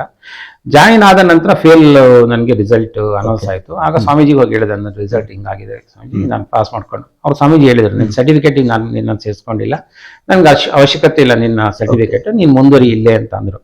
ಹಾಗಾಗಿ ಅಲ್ಲೇ ಮುಂದುವರಿದ್ರ ಜೊತೆಗೆ TCH ಅದು ಸೆಕೆಂಡ್ ಏನು ಆವಾಗ ಸಪ್ಲಿಮೆಂಟ್ರಿ ಇತ್ತು, ಅದರಲ್ಲಿ ಪಾಸ್ ಆಯಿತು. ಸಮಸ್ಯೆ ಆಗಲಿಲ್ಲ. ಸಮಸ್ಯೆ ಎಲ್ಲ ಆಯ್ತು ನನಗೆ ಅಂದ್ರೆ ಚಿಕ್ಕಮೂರಲ್ಲೇ ಅಪಾಯಿಂಟ್ ಆಗಬೇಕಾಗಿತ್ತು. ಚಿಕ್ಕಮೂರಲ್ಲಿ ಅಪಾಯಿಂಟ್ ಆಗಲ್ಲ. ಅಲ್ಲೂ ಒಂದು ವಿಶೇಷ ನಡೀತು. ಏನು ಅಂತಂದ್ರೆ ನಾನು ಅಪ್ಲಿಕೇಶನ್ ಹಾಕ್ಬಿಟ್ಟೆ ಫೇಲ್ ಸರ್ಟಿಫಿಕೇಟ್ ಅನ್ನ. ಫೇಲ್ ಮತ್ತೆ ಫಸ್ಟ್ ಅನ್ನೋದು F ಇಂದ ಸ್ಟಾರ್ಟ್ ಆಗುತ್ತೆ, ಫಸ್ಟ್ ಕ್ಲಾಸ್ ಅನ್ನೋದು ಮತ್ತೆ ಫೇಲ್ ಅನ್ನೋದು ಹಾಕಿದೆ. ನನಗೆ ಇದು ಆಯ್ಕೆ ಸುತ್ತಿನ ಅಂದ್ರೆ ಮೊದಲನೇ ಸರ್ಕಾರಿ DLRC district level recruitment committee ಅಂತ ಇತ್ತಲ್ಲ, ಅವ್ರು ಏನ್ ಮಾಡಿದ್ರು ನನಗೆ ಇಂಟರ್ವ್ಯೂ ಕೊಟ್ಬಿಟ್ರು. ಇಂಟರ್ವ್ಯೂ ಕೊಡಂಗಿರ್ಲಿಲ್ಲ, ಅದೇ ಈ F ಸಮಸ್ಯೆಯಿಂದ ಇಂಟರ್ವ್ಯೂ ಕೊಟ್ಬಿಟ್ರು. ಇಂಟರ್ವ್ಯೂ ಬಂದಾಗ ಸರ್ಟಿಫಿಕೇಟಿನ ಡೇಟು ಮತ್ತೆ ಅವರ ಲಾಸ್ಟ್ ಡೇಟಿಗೆ ವ್ಯತ್ಯಾಸ ಇತ್ತು. ಲಾಸ್ಟ್ ಡೇಟ್ ಅವಾಗ ಹಾಕಿದ್ದೆ ಸರ್ಟಿಫಿಕೇಟ್ ಬೇರೆ, ಫೇಲ್ ಸರ್ಟಿಫಿಕೇಟ್ ಹಾಕಿದ್ದೆ. ಆ ನಂತರ ಪಾಸ್ ಸರ್ಟಿಫಿಕೇಟ್ ಬಂದಿತ್ತು, ಕೊಟ್ಟೆ. ಅದು ಆಕ್ಚುಲಿ ಅವ್ರು ರಿಜೆಕ್ಟ್ ಮಾಡಿದಾಗ ಸ್ವಲ್ಪ ಸಣ್ಣ ಅಲ್ಲಿ ಸಮಸ್ಯೆ ಆಯ್ತು, ಚರ್ಚೆ ಆಯ್ತು. ನೀವು ಕೊಡಬಾರ್ದಾಗಿತ್ತು, ಮೊದಲೇ ನೋಡ್ಬೇಕಿತ್ತು ಅಂತ ಅಲ್ಲಿ ಇದ್ದವರೆಲ್ಲ ವಾದ ಮಾಡಿದ್ರು. ಕೊನೆ ಕೊಟ್ಟು ಯಾಕೆ ಇದನ್ನೆಲ್ಲ ಹಂಚ್ಕೊಡ್ತೀನಿ, ಜೀವನದಲ್ಲಿ ಇವೆಲ್ಲ ಎರಡು ತೋಡ್ರು ಇರ್ಬೇಕೇನೋ ಅಂತ. ಯಾಕಂದ್ರೆ 2.222 ಮಾರ್ಕ್ಸ್ ಕೊಟ್ಟಿದ್ರು ನನಗೆ 20ಕ್ಕೆ. ಹಾಗಾಗಿ ಅಲ್ಲಿ ಆಯ್ಕೆ ಆಗ್ಲಿಲ್ಲ. ನಂತರ ನನಗೆ DLRC ನಾನು ಚಿತ್ರದುರ್ಗ ಹಾಕಿದ್ದೆ, ನಂತರ ಕೋಲಾರ ಹಾಕಿದ್ದೆ. ಎರಡೂ ಕಡೆ ಅಪಾಯಿಂಟ್ ಆಯ್ತು. ಮೂಡಬಾಗಿಲಲ್ಲಿ ಅನ್ಸುತ್ತೆ, ಅಲ್ಲಿ ಕೋಲಾರದಲ್ಲಿ ಆಯ್ತು. ಚಳ್ಳಕೆರೆ ತಾಲೂಕಲ್ಲಿ ಅಪಾಯಿಂಟ್ ಅದಕ್ಕಿಂತ ಮುಂಚೆ ಮೊದಲು ನೀವು ಸರ್ಕಾರಿ ವೃತ್ತಿಯನ್ನ ಶಿಕ್ಷಕರಾಗಿ ಪ್ರಾರಂಭ ಮಾಡಿರುವಂತದ್ದು ಚಿತ್ರದುರ್ಗ ಜಿಲ್ಲೆಯ ಚಳ್ಳಕೆರೆ. ಹೌದು. ಅಂದ್ರೆ ಹೇಗೆ ಸರ್ ನಂತರ ಅಲ್ಲಿ ಕೊಪ್ಪಕ್ಕೆ ಬರ್ತಾರೆ ಅದು ಚಳ್ಳಕೆರೆ. ಈಗ ಮಲೆನಾಡು ಭಾಗದಲ್ಲಿ ಹುಟ್ಟು ಬೆಳೆದವರಿಗೆ ಈಗ ಚಿತ್ರದುರ್ಗ ಅಂತ ಬಂದಾಗ ಟೋಟಲಿ ಅದು ಯಾವ ರೀತಿಯಾಗಿ ಸರ್ ಅಲ್ಲಿ? ಆಕ್ಚುಲಿ ನನಗೆ ನನ್ನ ಜೀವನದ ಬದಲಾವಣೆಗೆ ಮೂಲ ಕಾರಣ ಅಥವಾ ನಾನು ಏನಾದ್ರು ಇವತ್ತಾಗಿದ್ದೀನಿ ಅಂದ್ರೆ ಒಂದು ಅಪ್ಪ ಅಮ್ಮ ಅವರ ಸ್ವಾಭಿಮಾನ ಇರ್ಬೋದು, ಅವರ ಹಾಕಿಕೊಟ್ಟಂತ ಮೇಲ್ಪಂಕ್ತಿ ಇರ್ಬೋದು. ಎರಡನೇದು ರಾಮಕೃಷ್ಣ ಆಶ್ರಮದಲ್ಲಿ ಬೆಳೆದಿದ್ದು. ರಾಮಕೃಷ್ಣ ಆಶ್ರಮದಲ್ಲಿ ಬ್ರಹ್ಮಚಾರಿಯಾಗಿ 3 ವರ್ಷ ಬೆಳೆದಿದ್ದು ನಾವು. ಸ್ವಾಮೀಜಿ ಯಾವಾಗಲೂ ತಮಾಷೆ ಮಾಡ್ತಾ ಇದ್ರು, ನೀನು ಇಲ್ಲೇ ಆಶ್ರಮದಲ್ಲೇ ಇರಬೇಕು ಅಂತ ಹೇಳಿ. ಬಟ್ ಕೆಲವೊಂದು ಕಂಡೀಷನ್ಸ್ ಇರ್ತಾ ಇತ್ತು ಮನೆಗೆ ಹೋಗೋದಕ್ಕೆ ಇದಕ್ಕೆಲ್ಲ. ಹಾಗಾಗಿ ಅನಿವಾರ್ಯವಾಗಿ ನಾನು ಅಪಾರ್ಟ್ಮೆಂಟ್ ಟ್ರೈ ಮಾಡಿದೆ. ಅದಕ್ಕಿಂತ ಮೊದಲು ನನ್ಗೆ ಯಾಕೆ ರಾಮಕೃಷ್ಣಾಶ್ರಮನ ನನ್ನ ಜೀವನದ ತಿರುವುಗಳಲ್ಲಿ ಮೂಲ ಅಂತ ಅನ್ಕೊಳ್ತೀನಿ ಅಂದ್ರೆ, ಅಲ್ಲಿ ಸ್ವಾಮಿ ಜಪಾನಂದಜಿ ಅಂತೇಳಿ, ಸ್ವಾಮಿ ಪುರುಷೋತ್ತಮ ಕೇಳಿ, ವೀರ ಸನ್ಯಾಸಿ ವಿವೇಕಾನಂದ, ಏನು 3 ವಿವೇಕಾನಂದ ಪುಸ್ತಕ ಸೀರೀಸ್ ಎಲ್ಲ ಬರೆದಿದ್ರು. ತುಂಬಾ ದೊಡ್ಡ ಹಾಡುಗಾರರು. ಜೊತೆಗೆ ಮೈಸೂರು ರಾಮಕೃಷ್ಣಾಶ್ರಮದ ಅಧ್ಯಕ್ಷರು ಜಪಾನ ಚಿದಾನಂದಜಿ ಅಂತೇಳಿ, ಅವರೆಲ್ಲರ ಸಂಪರ್ಕ ಇತ್ತು ನನಗೆ. ಹಾಗಾಗಿ ಅವ್ರ ಸಂಪರ್ಕದಲ್ಲಿ ನನಗೆ ಬಹಳಷ್ಟು ಜೀವನದ ಇದನ್ನ ಕಲೀಲಿಕ್ಕೆ ಸಾಧ್ಯ ಆಯಿತು. ಏನಾದರೂ ಸಾಧನೆ ಮಾಡೋದಕ್ಕೆ ಸಂಬಂಧಪಟ್ಟಾಗಿರ್ಬೋದು, ಎರಡು ತೊಡಗಳನ್ನು ಎದುರಿಸ್ತಕ್ಕಂಥದ್ದು ಇರ್ಬೋದು, ಅಥವಾ ಯಾವುದೇ ಸಮಸ್ಯೆಗಳನ್ನು ಎದುರಿಸೋದು, ಸಮಸ್ಯೆಗಳಿಗೆ ಪರಿಹಾರ ಹುಡ್ಕೋದು, ಈ ಥರದ್ದೆಲ್ಲ ಅಲ್ಲಿ ನನಗೆ ಸಿಕ್ಕಿದ್ದು. ನೀವು ಹೇಳಿದಾಗೆ ಅದರ ನಂತರ ಚಿತ್ರದುರ್ಗ ಜಿಲ್ಲೆ ಕ್ಯಾತನ್ಮಾಳೆ ಅಂತ ಹೇಳಿ ತಾಲೂಕು ಹಿರಿಯೂರು ಮತ್ತೆ ಚಳ್ಳಕೆರೆ ಬಾರ್ಡರ್, ಅದು ನಮ್ಮ ರವಿ ಬೆಳಗೆರೆ ಇದಾರಲ್ಲ, ಆ ಬೆಳಗೆರೆಯಿಂದ 5 ಕಿಲೋಮೀಟರ್ ದೂರದಲ್ಲಿ ಇದ್ದ ಶಾಲೆ ವಿಶೇಷತೆ ಏನು ಅಂದ್ರೆ 12 ಮನೆಗಳ ಊರದು. 12 ಮನೆ. ಅದ್ರ ಪಕ್ಕದಲ್ಲಿ ಒಂದು ಗೊಲ್ರಟ್ಟಿ ಅಂತ ಹೇಳಿ, ಅಲ್ಲೊಂದು 6 ಮನೆ, ಒಟ್ಟು 18 ಮನೆಗೆ ಒಂದು ಶಾಲೆ. ಆಗ OBB ಸ್ಕೀಮ್ ಅಂತ ಇತ್ತು, ಆಪರೇಷನ್ ಬ್ಲಾಕ್ ಬೋರ್ಡ್ ಅಂತ. ಅದರಲ್ಲಿ ಆ ಶಾಲೆ ಹೊಸದಾಗಿ ಆ ಬಿಲ್ಡಿಂಗ್ ನಾನೇ ಉದ್ಘಾಟನೆ ಮಾಡಿ, ಕೆಂಗಪ್ಪ ಅಂತ ಹೇಳಿ ಅಲ್ಲಿ ಮಾಸ್ಟರ್ ಇದ್ರು. ಅವರು ಆಕ್ಚುಲಿ LS ಅಂತ ಇತ್ತು ನೋಡಿ ಹಿಂದೆ, 8th ಪಾಸ್ ಆಗಿರೋದಕ್ಕೆ ಟೀಚರ್ ಪೋಸ್ಟ್ ಕೊಡ್ತಾರೆ, ಅವ್ರು ಇದ್ರಲ್ಲಿ. ಅವ್ರು ನನಗೆ ಹ್ಯಾಂಡ್ ಓವರ್ ಮಾಡಿ ಹೋದ್ರು. ಬಹಳ ಒಬ್ಬರೇ ಶಿಕ್ಷಕರಲ್ಲಿ ಒಬ್ಬರೇ ಶಿಕ್ಷಕರು, 12 ಜನ ಮಕ್ಕಳು. ನಾನು ಹೋದಾಗ 8 ಇದ್ರು, ಅದ್ರ ನಂತರ 12 ಆಯ್ತು. 12 ಮಕ್ಕಳು, ಒಂದು ರೂಮ್. ವಿಶೇಷ ಏನು ಅಂದ್ರೆ, ಒಂದು ನೀವು ಬೆಂಕಿಪಟ್ಟಣ ಬೇಕು ಅಂದ್ರೆ 3 ಕಿಲೋಮೀಟರ್ ಹೋಗ್ಬೇಕು. ಅಕ್ಕಪಕ್ಕ ಯಾವುದೇ ಅಂಗಡಿ ಇನ್ನೊಂದು ಇಲ್ಲ, ಮನೆಗಳು ಬಿಟ್ರೆ 12 ಮನೆ ಬಿಟ್ರೆ ಬೇರೆ ಇಲ್ಲ. ಬಟ್ ಆ ಊರಿನವರ ಅಭಿಮಾನ, ವಿಶ್ವಾಸ, ಪ್ರೀತಿ, ಅವ್ರ ಮನೆ ಮಗನಂತೆ ನೋಡ್ಕೊಂಡಿದ್ದಾರೆ ನಾನು. ಇನ್ನೂ ಒಂದು ವಿಶೇಷ ಏನು ಅಂದ್ರೆ, ಆ ತರಗತಿ ಕೊಠಡಿಯ ಮಧ್ಯೆ ಒಂದು ಕರ್ಟನ್ ಕಟ್ಟಿದ್ದೆ. ಆ ಕಡೆ ನನ್ನ ವಾಸ, ಈ ಕಡೆಗೆ ಮಕ್ಕಳ ಪಾಠ. ಅಂದ್ರೆ ಒಂದೇ ರೂಮ್ ಅಲ್ಲಿ ವಾಸ ಜೊತೆಗೆ ಪಾಠ. ಅದರಿಂದ ಅನುಕೂಲ ಏನಾಯ್ತು ಅಂದ್ರೆ, ಊರಿನವ್ರ ಜೊತೆ ಬೆರೀಲಿಕ್ಕೆ, ಆ ಮಕ್ಕಳ ಜೊತೆ ಬೆರೀಲಿಕ್ಕೆ, ಮಕ್ಕಳ ಜೊತೆ ಪಾಠ. ಕೇವಲ ಅದು 10 ರಿಂದ 4 ಗಂಟೆ ನಮ್ಮ ಪಾಠ ಇರ್ಲಿಲ್ಲ. ಸಂಜೆ ಎಲ್ಲ ಒಟ್ಟಿರ್ತಾ ಇದ್ವಿ. ಒಂದು ಬೋರ್ವೆಲ್ ಇತ್ತು ದೂರದಲ್ಲಿ, ಅಲ್ಲಿಂದ ಒಂದು ಕಾಲುವೆ ಮಾಡಿದ್ವಿ. ಆ ಬೋರ್ವೆಲ್ ಜಗ್ಗೋದು, ಅದ್ರ ನೀರೆಲ್ಲ ನಮ್ಮ ಗಿಡಗಳಿಗೆ ಬರಬೇಕು. ಎಷ್ಟು ವಿಶೇಷ ಅಂದ್ರೆ, ಆ ಊರಲ್ಲಿ ಫಸ್ಟ್ ಟೈಮ್ ನಾವು ಹೋಗಿದ್ದು ಬೇಲಿ ಎಲ್ಲ ಮಾಡಿ ಹಿಪ್ಪನೇರಳೆ ಬೆಳೆದ್ವಿ. ಹಿಪ್ಪನೇರಳೆ ಸೊಪ್ಪನ್ನ ಮಾರ್ತಿದ್ವಿ ಅವತ್ತೇ 89ರಲ್ಲಿ. ಇನ್ನೂ ವಿಶೇಷ ಅಂದ್ರೆ ಚೆಂಡು ಹೂ ಬೆಳೀತಾ ಇದ್ವಿ. ಈ ದಸರಾ ಟೈಮಲ್ಲಿ, ಆಯುಧ ಪೂಜೆ ಟೈಮಲ್ಲಿ ಅಲ್ಲಿ ಬಸ್ ಓಡಾಡ್ತಾ ಇದ್ವಿ, ಒಂದು 3-4. ಆ ಬಸ್ನಲ್ಲಿ ನಾವು ಹೂ ಮಾರ್ತಾ ಇದ್ವಿ. ಅದೇ ದುಡ್ಡು ಶಾಲೆಯ ಖರ್ಚಿಗೆ ಆಗ್ತದೆ. ಯಾಕಂದ್ರೆ ಅವತ್ತು ಕೊಡ್ತಾ ಇದ್ದಿದ್ದು ನಮ್ಗೆ 5 ರೂಪಾಯಿ ಕೊಡ್ತಾ ಇದ್ರು, CG ಅಂತ ಹೇಳಿ 5 ರೂಪಾಯಿ ಕೊಡ್ತಿದ್ರು ಒಬ್ಬ ಟೀಚರ್ಗೆ, ಒಂದು ತಿಂಗಳಿಗೆ 5 ರೂಪಾಯಿ. ಅದ್ ಬಿಟ್ರೆ ಎಕ್ಸ್ಟ್ರಾ ಏನಿಲ್ಲ. ಬಟ್ ಆ ಊರಿನವರು ಅಭಿಮಾನ ಬಹಳ ದೊಡ್ಡದು. ಅಲ್ಲಿ ವಿಶ್ವನಾಥ್ ಅಂತೇಳಿ, ಚಿಕ್ಕೇಗೌಡ ಅಂತೇಳಿ, ಶಿವಣ್ಣ ಅಂತೇಳಿ, ಬಲರಾಮ್ ಅಂತ ಹೇಳಿ, ಅವರೆಲ್ಲರೂ ನನ್ನ ಜೊತೆ ಒಂದು ರೀತಿಲಿ ಕುಟುಂಬದವರಿದ್ದಾಗೆ. ನನ್ನ ರಾತ್ರಿ ಮಲಗೋದ್ ಮಾತ್ರ ಶಾಲೆ ಬಿಟ್ರೆ ಉಳಿದ ಟೈಮಲ್ಲೆಲ್ಲ ಊರಲ್ಲಿ ಅಲ್ಲಿ ಇಲ್ಲಿ ಮಕ್ಕಳು. ಅಲ್ಲಿ ಎಷ್ಟು ವರ್ಷಗಳ ಕಾಲ? ಅಲ್ಲಿ 3 ವರ್ಷ ಇದೆ ಸರ್. ಅಲ್ಲಿ 3 ವರ್ಷ ಮುಗಿದ ನಂತರ ಮತ್ತೆ ನೀವು ಬಹುಶಃ ಪಕ್ಕದ ಗುಣವಂತ ಶಾಲೆಗೆ ಶಿಕ್ಷಕರಾಗಿ ಬರ್ತೀವಿ. ಅದು ಒಂದು ವಿಶೇಷ ಸರ್. ಯಾಕಂದ್ರೆ ನಮ್ಮ ಅಲ್ಲಿಗೆ ಪೀಳಿಗೆ ಮಠ ಸ್ವಾಮಿಗಳು ಅಂತ ಹೇಳಿ, ಬಾಳೆಂದರು ಮಠ ನಮ್ಮ ಮನೆ ಹತ್ರ ಇರೋದ್ರಿಂದ ನಮ್ಮ ತಂದೆ ಅಂಗಡಿ ಹಾಕ್ತಾ ಇದ್ರು ಅಲ್ಲಿ, ಜಾತ್ರೆಯಲ್ಲಿ ಅಂಗಡಿ ಹಾಕ್ತಾ ಇದ್ರು. ಆ ಅಂಗಡಿ ಹಾಕಿದಾಗ ಅಲ್ಲಿ ಅವರು ಸ್ವಾಮೀಜಿ ಬರ್ತಾ ಇದ್ರು, ಪೀಳಿಗೆ ಮಠ ಅಂತೇಳಿ ಗದಗ ಕಡೆಯವರು. ಅವರು ತಂದೆಗೆ ಪರಿಚಯ ಆಗಿದ್ರು. ಅವರು ಆ ಜಾತ್ರೆಗೆ ಬಂದಾಗ ಅವ್ರಿಗೆ ರೂಮ್ ಸಿಗ್ಲಿಲ್ಲ ಅಂತ ನಮ್ಮ ಮನೇಲಿ ಹಾಲ್ಟ್ ಆಗಿದ್ರು. ಆಗ ಕೇಳಿದ್ರು, ಏನ್ ಮಾಡ್ತಿದ್ದಿ, ಹೇಗೆ, ಏನು, ಈ ತರ ಚಳಿಕೆಲ್ಲ ಅಪಾಯಿಂಟ್ಮೆಂಟ್. ಹಾಗಾದ್ರೆ ಯಾಕೆ ಈ ಕಡೆ ಬರ್ಲಿಲ್ಲ, ಸ್ವಲ್ಪ ಕಷ್ಟ ಇದೆ, ಇನ್ಫ್ಲೂಯೆನ್ಸು, ಹಣ, ಅದು ಇದು ಹೇಳಿದೆ. ಬೇಡ ನೋಡೋಣ, ಒಂದು ಪೇಪರ್ ತಗೋ ಅಂತ ಅಂದ್ರು. ಪೇಪರ್ಲಿ ನಮ್ಮ ಹತ್ರನೇ ಬರ್ಸಿದ್ರು. ಒಂದು ಬರ್ಸಿ ಕೆಳಗಡೆಗೆ ಪೀಳಿಗೆ ಮಠ ಸ್ವಾಮಿಗಳು, ಮೊಕ್ಕಾಂ ರಂಭಾಪುರಿ ಮಠ ಅಷ್ಟೇ ಅವ್ರು ಮಾಡಿದ್ದು. ಈ ಪತ್ರ ತಗೊಂಡು NMK ಸೋಗಿ ಅಂತ ಇದ್ದಾರೆ ಬೆಂಗಳೂರಲ್ಲಿ, ಅವ್ರ ಹತ್ರ ಹೋಗಿ ಅಂತ. ಆಶ್ಚರ್ಯ ಅಂದ್ರೆ ಎಜುಕೇಶನ್ ಮಿನಿಸ್ಟರ್ ಆಗಿದ್ದವ್ರು NMK ಸೋಗಿ ಅವರು, ಆಗ ರೆಡ್ ಕ್ರಾಸ್ ಅಧ್ಯಕ್ಷರಾಗಿದ್ರು. ಅವ್ರ ಹತ್ರ ಆ ಪತ್ರ ತಗೊಂಡ ಕೊಟ್ಟಿದ್ದಷ್ಟೇ, ಉಳಿದಂತೆ ಏನೂ ಮಾಡ್ಲಿಲ್ಲ. ಟ್ರಾನ್ಸ್ಫರ್ ನನಗೆ ಗುಣವಂತ ಬಡಾವಣೆಗೆ ಆಯ್ತು. ನಂತರದಲ್ಲಿ ಗುಣವಂತಲ್ಲಿ ನಿಮ್ಮ ಶಿಕ್ಷಣ ವೃತ್ತಿಯನ್ನು ಆರಂಭಿಸಿ, ಇದು ಮತ್ತೊಂದು ಮಜಲು ಪ್ರಾರಂಭ ಬಹುಶಃ ನಿಮ್ಮ ಶಿಕ್ಷಣ ವೃತ್ತಿಯಲ್ಲಿ. ಆಮೇಲೆ ಒಂದು 31 ವರ್ಷ ಕೊಪ್ಪ ಸುತ್ತಮುತ್ತಲಿನ ಭಾಗದಲ್ಲಿ ನೀವು ಪ್ರಾಥಮಿಕ ಪ್ರೈಮರಿ ಸ್ಕೂಲ್ ಶಿಕ್ಷಕರಾಗಿ ಸೇವೆ ಸಲ್ಲಿಸ್ತೀರಾ. ಆ ದಿನಗಳು ಮೇಲೆ ಕಟ್ಬಿಡ್ರೆ ಹೇಗೆ ಅನ್ಸುತ್ತೆ? ಆಕ್ಚುಲಿ ನಾನು ಬಡಾವಣೆಗೆ ಬಂದಂತ ಸಂದರ್ಭದಲ್ಲಿ ಮನ್ಯ ಗೋವಿಂದಗೌಡ ಅವರ ಮನೆಯ ಎದುರುಗಡೆ ಶಾಲೆ. ನಾನು ಯಾವಾಗ್ಲೂ ತುಂಬಾ ಹೆಮ್ಮೆಯಿಂದ, ತುಂಬಾ ಗೌರವ ಪೂರ್ವಕವಾಗಿ ಅವರನ್ನು ನೆನೀತೀನಿ. ಯಾಕೆಂದ್ರೆ ಪ್ರಾರಂಭಿಕ ಹಂತದಲ್ಲಿ ನಾನು ಅವ್ರ ಮನೆಗೆ ಹೋದಾಗ ಫಸ್ಟ್ ಪ್ರಶ್ನೆ ಮಾಡಿದ್ ನನಗೆ ಏನು ಅಂದ್ರೆ, ಎಷ್ಟು ದುಡ್ಡು ಕೊಟ್ಟು ಬಂದಿ ಇಲ್ಲಿಗೆ ಅಂತ. ನಾನು ಇಲ್ಲ ಸರ್, ಈ ತರ ಏನು ಕೊಟ್ಟಿಲ್ಲ. ಅವ್ರು ಒಪ್ಲಿಲ್ಲ ಫಸ್ಟ್, ಯಾಕಂದ್ರೆ ಅವತ್ತಿನ ಪರಿಸ್ಥಿತಿ ಆಗಿತ್ತು. ಆಗ ನಮ್ಮ ಹೆಡ್ ಮಾಸ್ಟರ್ ಹಾಲಸ್ವಾಮಿ ಅಂತಿದ್ರು, ಅವ್ರು ಹೇಳಿದ್ರು ಈ ತರ ಅಂತ. ಎಷ್ಟು ಖುಷಿ ಪಟ್ರು ಅಂದ್ರೆ, ಆ ಖುಷಿ ಅವರ ಅಂತ್ಯದವರೆಗೆ ಹಾಗೆ ಇತ್ತು. ಅವರೇ ಸ್ವತಃ ಅಡಿಗೆ ಮನೆಗೆ ಹೋಗಿ ಮನೆ ಒಳಗಡೆಗೆ ಕಾಫಿ ಮಾಡಿದ್ದನ್ನ ಅವರೇ ಒಂದು ತಟ್ಟೆನಲ್ಲಿ ಇಟ್ಟು ತಂದು ಅವತ್ತು ಕಾಫಿ ಕೊಟ್ಟಿದ್ರು ನಮ್ಗೆ. ಇವತ್ತಿನ ನಾನು ಮರ್ತಿಲ್ಲ ಆ ದಿನವನ್ನ. ಅವರೇ ಸ್ವತಃ ಕೈಯಾರೆ ಕಾಫಿಯನ್ನ ಕೊಟ್ಟು ಕುಡಿಸಿ ಬೆನ್ ತಟ್ಟಿ ಕಳಿಸಿದ್ರು. ನಂತರ ನನ್ನ ರವೀಂದ್ರ ಅಂತ ಬಿಳಿ ಮೆಸ್ಟು ಅಂತ ಅನ್ನೋರು, ಯಾವಾಗ್ಲೂ ತಮಾಷೆ ಮಾಡೋರು, ಅಷ್ಟೇ ಅಭಿಮಾನ, ತುಂಬಾ ಪ್ರೀತಿಯಿಂದ ಮಾತಾಡೋರು, ತುಂಬಾ ಪ್ರೀತಿಯಿಂದ ಹುರಿದುಂಬಿಸೋರು, ಏನಾದ್ರು ಮಾಡ್ಬೇಕಂಡ್ರಯ್ಯ ಅಂತ ಹೇಳೋರು. ಅವರನ್ನ ನಾನು ಸದಾ ಕಾಲ ನೆನೆಸ್ಕೊಳ್ತೀನಿ. ಬಡಾವಣೆ ಶಾಲೆಗೆ ಬಂದಂತ ಸಂದರ್ಭದಲ್ಲಿ ಆ ಶಾಲೆ ಒಂದು ಮಾಮೂಲು ಶಾಲೆ ಅಷ್ಟೇ, ಶಿಕ್ಷಕರಿಗೆ ಕೂರ್ಲಿಕ್ಕೆ ಕುರ್ಚಿ ಇರಲಿಲ್ಲ, ಕಬ್ಬಿಣದ ಆ ಫೋಲ್ಡಿಂಗ್ ಚೇರ್ ಬರ್ತಿತ್ತಲ್ಲ, ಆ ಚೇರ್ಗಳು ಅಷ್ಟೇ ಶಾಲೆಯಲ್ಲಿ ಇದ್ದಿದ್ದಾಗ. ಬಟ್ ನಾನು ಅಲ್ಲಿಂದ ಹೊರಗಡೆ ಬರೋಷ್ಟೊತ್ತಿಗೆ ಸುಮಾರಷ್ಟು ಏನೆಲ್ಲ ಸಾಧ್ಯ ಇದೆ ಅವನ್ನೆಲ್ಲ ಮಾಡಿದ್ವಿ. ಕೊಠಡಿಗಳಾಗಿದ್ದು, ಬಯಲು ರಂಗಮಂದಿರ ಮಾಡಿದ್ವಿ, ಫೀಲ್ಡ್ ಮಾಡಿದ್ವಿ, ತಾಲೂಕು ಮಟ್ಟದ ಕ್ರೀಡಾಕೂಟ ಮಾಡಿದ್ವಿ, ಯೋಜನಾ ಮೇಳಗಳನ್ನು ಮಾಡಿದ್ವಿ, ಮಕ್ಕಳ ಮೇಳ ಮಾಡಿದ್ವಿ, ಇವೆಲ್ಲ ಕಾರ್ಯಕ್ರಮ ಅಲ್ಲಿ ಮಾಡಿದ್ವಿ. ಅಲ್ಲಿ ನಾನು ಭಾಳ ಪ್ರಧಾನವಾಗಿ ಒಂದು 3-4 ಜನರನ್ನ ನೆನೆಸ್ಕೋಬೇಕಾಗತ್ತೆ. ಅವತ್ತು ನನಗೆ ನನ್ನ ಬೆನ್ನೆಲುಬಾಗಿ ನಿಂತವರು ಶ್ರೀಯುತ MC ಅಶೋಕ್ ಅವರು, ನಿಮಗೆ ಗೊತ್ತಿದೆ ಅಂತ ಅನ್ಕೊಳ್ತೇನೆ, ಗ್ರಾಮ ಪಂಚಾಯತ್ ಅಧ್ಯಕ್ಷರು. ಅವ್ರ ಜೊತೆಗೆ ನೀಲ್ಕಂಠ ಭಟ್ ಅಂತ ಹೇಳಿ ಅವತ್ತು ಭಾಗ್ಯೋದಯ ಯುವಕ ಸಂಘ ಅಂತ ಇತ್ತು, ಅದರ ಅಧ್ಯಕ್ಷರು. ಶ್ರೀಯುತ ಸುರೇಶ್ ಅಂತ ಹೇಳಿ, ಹಿಟ್ಟಿಂಗಿಣಿ ಸುರೇಶ್ ಅಂತ ಅಂತಾರೆ ಅವರು. ಆ ನಂತರ ಥೋಮಸ್ ಅಂತ ಇದ್ರು, ಬಹಳಷ್ಟು ಜನ ಹುಡುಗಣದಿರು ನನ್ನ ಜೊತೆಗಿದ್ರು ಅವತ್ತು. ಅವರೆಲ್ಲ ಇದ್ದಿದ್ರಿಂದ ಶಾಲೆಯಲ್ಲಿ ಕೆಲಸ ಮಾಡ್ಲಿಕ್ಕೆ, ಅಂದ್ರೆ ಫಸ್ಟ್ ನಾವು ಮಾಡಿದ್ದೇನೆ ಊರ್ನವ್ರನ್ನ ಒಳಗಡೆ ಸೇರಿಸ್ಕೊಂಡಿದ್ವಿ.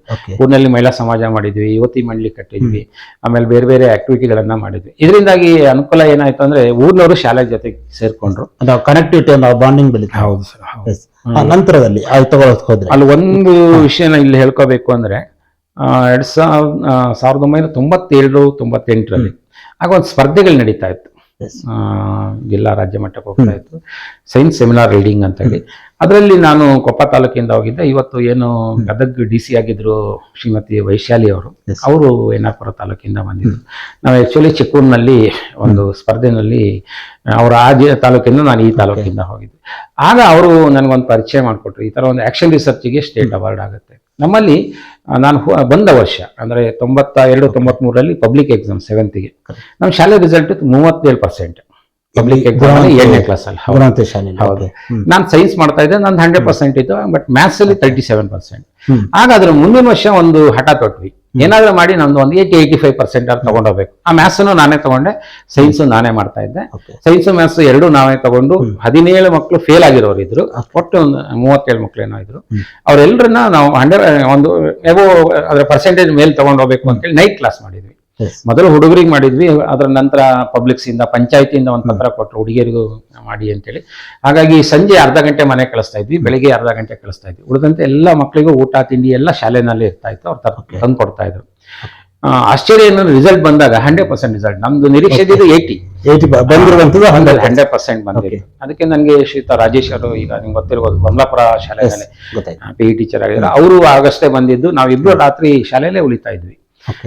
ಅದು ನಮ್ಮ ಮೊದಲನೇ ಅಚೀವ್ಮೆಂಟ್ ಅಂತ ಅನ್ಕೊಳ್ತೀನಿ. ಯಾಕಂದ್ರೆ ಆ ರಿಸಲ್ಟ್ ಕ್ಷೇತ್ರದಲ್ಲಿ ನೀವು ವೃತ್ತಿಯನ್ನ ಪ್ರಾರಂಭ ಮಾಡಿದ ನಂತರ ಅದಾದ್ಮೇಲೆ ಸರ್, ಈಗ ನಾವು ಬಂದ್ರೆ, ಈಗ ಶಿಕ್ಷಣ, ನೀವು ಶಿಕ್ಷಕರಾಗಿ ಪಾಠವನ್ನ ಮಾಡೋದು ಒಂದು ಪಾರ್ಟ್ ಆದ್ರೆ, ಇನ್ನೊಂದು ನೀವು ಪಠ್ಯ ಪುಸ್ತಕ ರಚನೆ ಬೇರೆ ಬೇರೆ ಇದ್ರಲ್ಲೂ ಅದ್ರಲ್ಲಿ ನಾವು ಮೊದಲು ಮಾತಾಡ್ತಾರೆ, ರಾಜ್ಯ ಏನು ಶಿಕ್ಷಣ ಸಂಯೋಜಕರಾಗಿ ಕೂಡ ನೀವು ಸಂಪನ್ಮೂಲ ವ್ಯಕ್ತಿಗಳಾಗಿ ಕೂಡ ನೀವು ಸೇವೆಯನ್ನು ಸಲ್ಲಿಸಿರುವಂತದ್ದು, ರಾಜ್ಯದ ಬೇರೆ ಬೇರೆ ರಾಜ್ಯಗಳಾಗಿರ್ಬೋದು, ನಮ್ಮ ಕರ್ನಾಟಕ ಬೇರೆ ಬೇರೆ ಭಾಗಗಳಿಗೆ ಕೂಡ ನೀವು ಸಂಪನ್ಮೂಲ ವ್ಯಕ್ತಿಯಾಗಿ ಕೂಡ ನೀವು ಹೋಗಿರುವಂತದ್ದು. ಆ ಸಂಪನ್ಮೂಲ ವ್ಯಕ್ತಿಯಾಗಿ ನಿಮ್ಮ ಒಂದು ಸಾಧನೆಗಳನ್ನ ಮೆಲ್ಕಾಕ್ರೆ ಹೇಗೆ ಅನ್ಸುತ್ತೆ ಸರ್? ನನ್ನ ಸರ್ವಿಸ್, ಪೂರ್ಣ ಸರ್ವಿಸ್ ಅಲ್ಲಿ 2 ಭಾಗವನ್ನ ನಾನು ಯಾವಾಗಲೂ ನೋಡ್ತೀನಿ ಸರ್. ಒಂದು ಈ ಸಂಪನ್ಮೂಲ ವ್ಯಕ್ತಿ ಅಂತ ಏನು ರಾಜ್ಯಕ್ಕೆ ನಾನು ಯಾವತ್ತು ಅನ್ಕೊಂಡಿಲ್ಲ ಸಂಪನ್ಮೂಲ ವ್ಯಕ್ತಿ ಅಂತ, ಆದ್ರೆ ಒಂದು ಹಣೆಪಟ್ಟಿ ಕಟ್ಟಿದ್ದಾರೆ ನನಗೆ ಒಂದು ಸಂಪನ್ಮೂಲ ವ್ಯಕ್ತಿ ಅಂತೇಳಿ. ಇನ್ನೊಂದು ಶಿಕ್ಷಕನಾಗಿ ನನ್ನ ಅನ್ನದಾತರು ನನ್ನ ಮಕ್ಕಳು ಅಂತ ನಾನು ಅವತ್ತಿಂದ ಅನ್ಕೊಂಡವನೆ, ಇವತ್ತು ಅನ್ಕೊಂಡವನೆ. ನನ್ನ ಜೇಬಿನಲ್ಲಿ ಇರ್ತಕ್ಕಂಥ ಈ 10 ರೂಪಾಯಿ ಪೆನ್ನು ಸಹ ಮಕ್ಕಳ ಅನ್ನದ ಋಣ. ಯಾಕಂದ್ರೆ ಆ ಸಂಬಳದಲ್ಲಿ ನಾನು ಇದು ಪೆನ್ ತಗೊಂಡಿದ್ದೆ, ಸಂಬಳ ಕೊಟ್ಟಿದ್ದು ಮಗುವಿಗೆ ಪಾಠ ಮಾಡುವ ಅಂತ ಹೇಳಿ.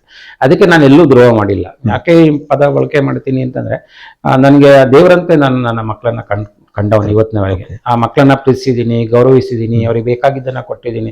ನಮ್ಮ ಶಾಲೆ ನೀವು ಲೋಕನಾಥ್ಪುರಕ್ಕೆ ಹೋಗಿ ಯಾವ ಮಗು ಕೇಳಿದ್ರು ಅವರು ನೋಟ್ಬುಕ್ ತಗೊಳ್ಳೋದಾಗ್ಲಿ, ಇನ್ನೊಂದು ಬ್ಯಾಗ್ ತಗೊಳ್ಳೋದಾಗ್ಲಿ ಮಾಡಲ್ಲ.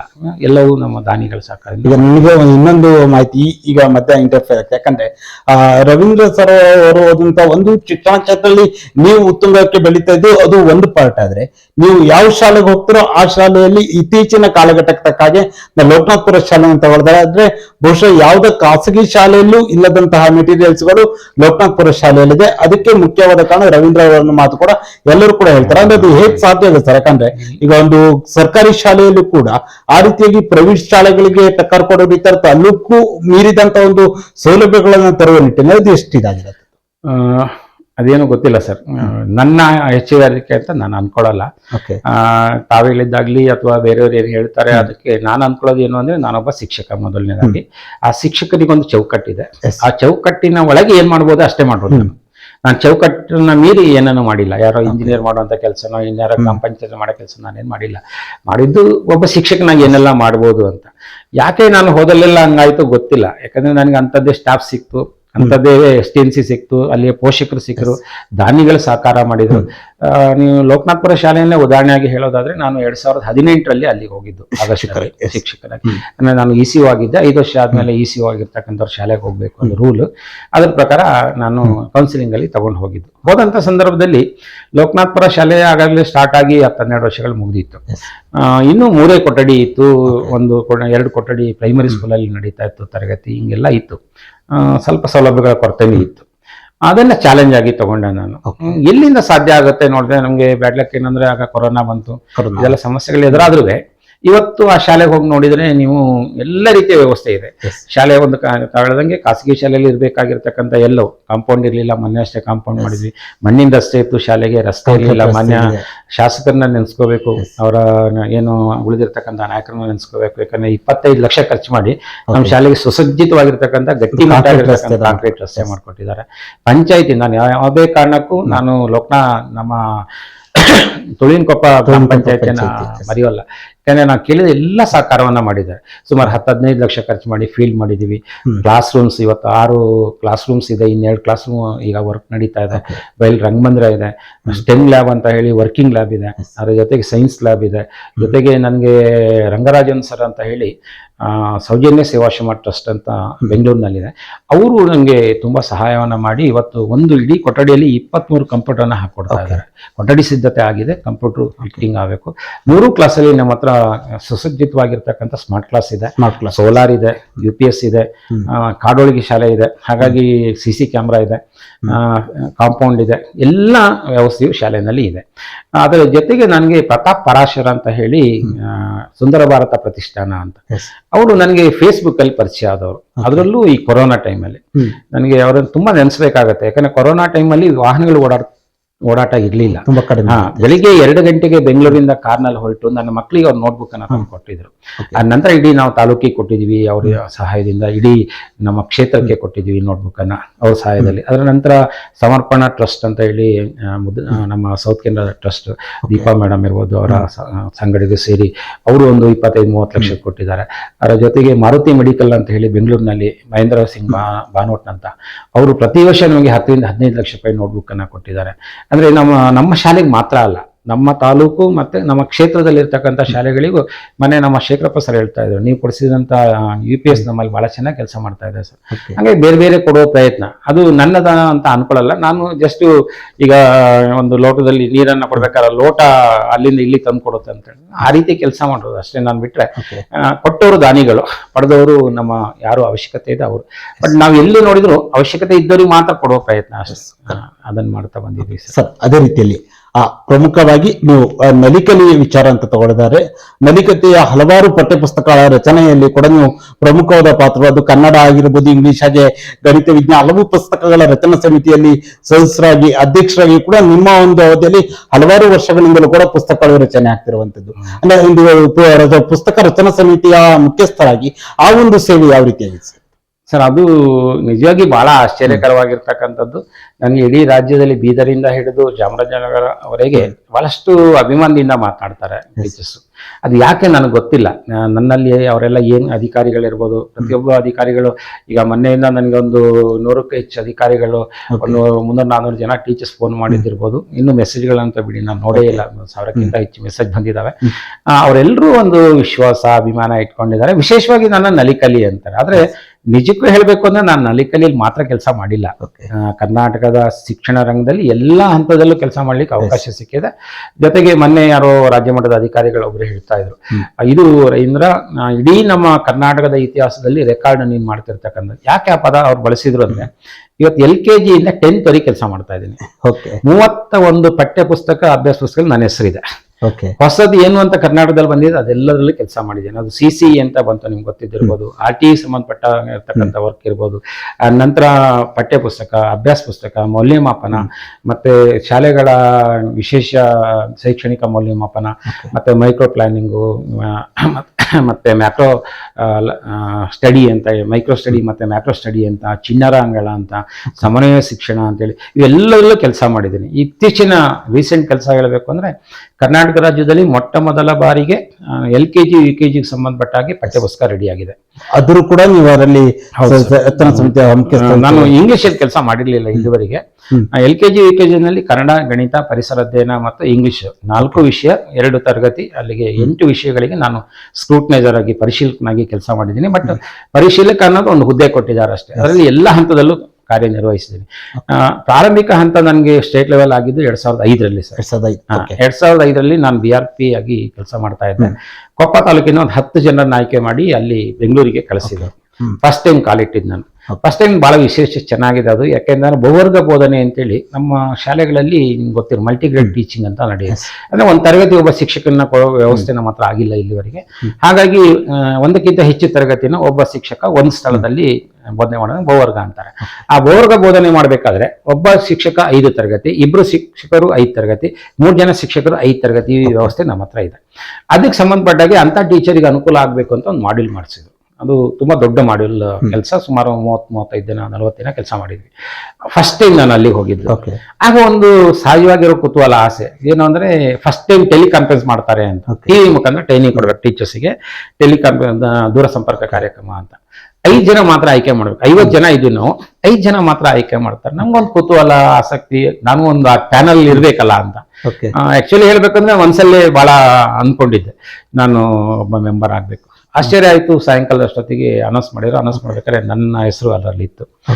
2005ರಿಂದ ಇವತ್ತಿನವರೆಗೆ 100 ದೂರದರ್ಶನ ಕಾರ್ಯಕ್ರಮದಲ್ಲಿ ಕೆಲಸ. ದೂರದರ್ಶನ ಕಾರ್ಯಕ್ರಮಗಳು ಒಂದಿದ್ದು ಹಲವಾರು ಪತ್ರಿಕೆಗಳ ಅಂಕನಗಳನ್ನ, ಲೇಖನಗಳನ್ನ ಬರೀತೀರಾ, ಸಾಹಿತ್ಯಗಳನ್ನು ಕೂಡ ನೀವು ಬರೆದಿರುವಂತದ್ದು. ಆ ಲೇಖನ ಬರೆದಿದ್ದಾಗಿರ್ಬೋದು, ಆ ಸಾಹಿತ್ಯ ಆಸಕ್ತಿಗಳ ಕುರಿತಾಗಿ ಮಾತಾಡ್ತಾರೆ, ಏನ್ ಹೇಳ್ತೀರಿ? ಸಾಹಿತ್ಯ ಆಸಕ್ತಿ ಪ್ರಾರಂಭದಲ್ಲೂ ಇತ್ತು. ನಾನು PCH ಅಲ್ಲಿ ಇದ್ದಾಗ ಒಂದು ಪದ್ಯ ಬರೆದಿದ್ದೆ. ಎಂತ ಅಂದ ಎಂತ ಚಂದ ನೋಡು ಬಾರಣ, ನಮ್ಮ ಮಲ್ನಾಡ ಸೊಬಗನ ಸವಿಯ ಬಾರಣ ಅಂತ. ನಾನಾಗ ನಮ್ಮ ಶಿಕ್ಷಕರಿಗೆ LC ರುದ್ರೇಗೌಡ ಸರ್ ಅಂತ ಹೇಳಿ, ಆಮೇಲೆ ನಮ್ಮ ಸುನೀಲ್ ಕುಮಾರ್ ಸರ್ ಇದರಲ್ಲ, ನಮ್ಮ MLA ಅವರ ತಂದೆ ವಾಸುದೇವ ಸರ್ ಅಂತೇಳಿ ನನ್ನ ಗುರುಗಳು. ಕಾರ್ಕಳ. ಅವರು ಎಲ್ಲ ನನ್ನ ಗುರುಗಳಾಗಿದ್ರು. ಅದು ನನ್ನ ಅದೃಷ್ಟ ಅಂತ ಅನ್ಕೊಳ್ತೀನಿ. ಯಾಕಂದ್ರೆ ತುಂಬಾ ಡೆಡಿಕೇಶನ್ ಇದ್ದಂತ ಗುರುಗಳವರೆಲ್ಲ. ಅವ್ರ ಹತ್ರ ಓದಿದಾಗ ಅವರು ಒಂದು ಸಲಹೆ ಕೊಟ್ಟಿದ್ರು ನನಗೆ. ಇದ್ರು ಚೆನ್ನಾಗೇನೋ ಇದೆ, ಇನ್ನು ಸ್ವಲ್ಪ ಪದ ಸಂಪತ್ತು ಬೆಳೆಸ್ಕೋಬೇಕು ನೀನು, ಅದಕ್ಕಾಗಿ ಓದ್ಬೇಕು ಅಂತ. ಅದಕ್ಕಿಂತ ಹಿಂದೆ ನಾನು ಆಗ್ಲೇ ಪ್ರಸ್ತಾಪ ಮಾಡ್ಲಿಲ್ಲ. ಓದೋ ಹುಚ್ಚು ನನಗೆ ತಂದೆಯಿಂದ ಬಂತು. ತಂದೆ ಪ್ರಜಾಮತ ತರಿಸ್ತಿದ್ರು. ಮನೇಲಿ ಕಷ್ಟ ಇದ್ರು ಪ್ರಜಾಮತ ಬರ್ತಾ ಇತ್ತು ಅವಾಗ. ಈ ಸುಧಾಕ್ಕಿಂತ ಸ್ವಲ್ಪ ದೊಡ್ಡ ಸೈಜ್ ಆ ಪುಸ್ತಕ ಮನೆಗೆ ತರಿಸ್ತಾ ಇದ್ರು. ಅದು ವೀಕ್ಲಿ ಬರ್ತಾ ಇತ್ತು. ಅದನ್ನ ನಾವು ಓದ್ತಾ ಇದ್ದೆ. ಅಲ್ಲಿಂದ ಪ್ರಾರಂಭ ಆಗಿದ್ದು ಬಾಳೆಹೊನ್ನೂರು ಲೈಬ್ರರಿಯಲ್ಲಿ ಅರ್ಧಕ್ಕಿಂತ ಹೆಚ್ಚು ಪುಸ್ತಕಗಳನ್ನ ಓದೋ ಮಟ್ಟಕ್ಕೆ ನನ್ನನ್ನು ತಗೊಂಡಿತ್ತು. ಸೀಮೆಣ್ಣೆ ದೀಪ ಮನೆಯಲ್ಲಿ. ಅವಾಗೆಲ್ಲ ನಾವು ಎಕ್ಸಾಮಿಗೆ ಸಿದ್ಧ ಆಗೋದಂದ್ರೆ ನಮ್ಮಮ್ಮ ಬೆಳಿಗ್ಗೆ 5 ಗಂಟೆಗೆ ಮಕ್ಕಳನ್ನ ಏಳಿಸಿ ಹಾಲಿಲ್ಲದ ಕಾಫಿ ಕೊಟ್ಬಿಟ್ಟು, ಅವಾಗ ಒಂದು ನಮ್ಮ ಕೆಟ್ಟ ಅಭ್ಯಾಸ ಹಾಸಿಗೆನಲ್ಲಿ ಕಂಬಳಿ ಹೊತ್ಕೊಂಡು ಮಲಗೋದು. ನಾವು ತಿನ್ನೋ ಕಷ್ಟವನ್ನ ಹೇಳಬಾರ್ದು, ಅಷ್ಟೊಂದು ಕಷ್ಟ ಇತ್ತು ಮನೆಯಲ್ಲಿ. ಹೊತ್ತಿನ ಊಟ ಕಷ್ಟ, ಅನ್ನದ ಊಟ ಹಾಕ್ತಾರೆ ಅಂತೇಳಿ ಅಜ್ಜಿ ಮನೆಗೆ ನಾವು ಸರದಿ ಪ್ರಕಾರ ಹೋಗ್ತಿದ್ದವ್ರು 4 ಜನ, ಪಕ್ಕದಲ್ಲಿ ಅಜ್ಜಿ ಮನೆ. ಆ ರೀತಿ ಇದ್ದಿದ್ದರಿಂದ ಆದ್ರೆ ಆ ಪುಸ್ತಕ ಓದೋ ಬಿಲ್ ಕಡಿಮೆ ಆಗ್ಲಿಲ್ಲ.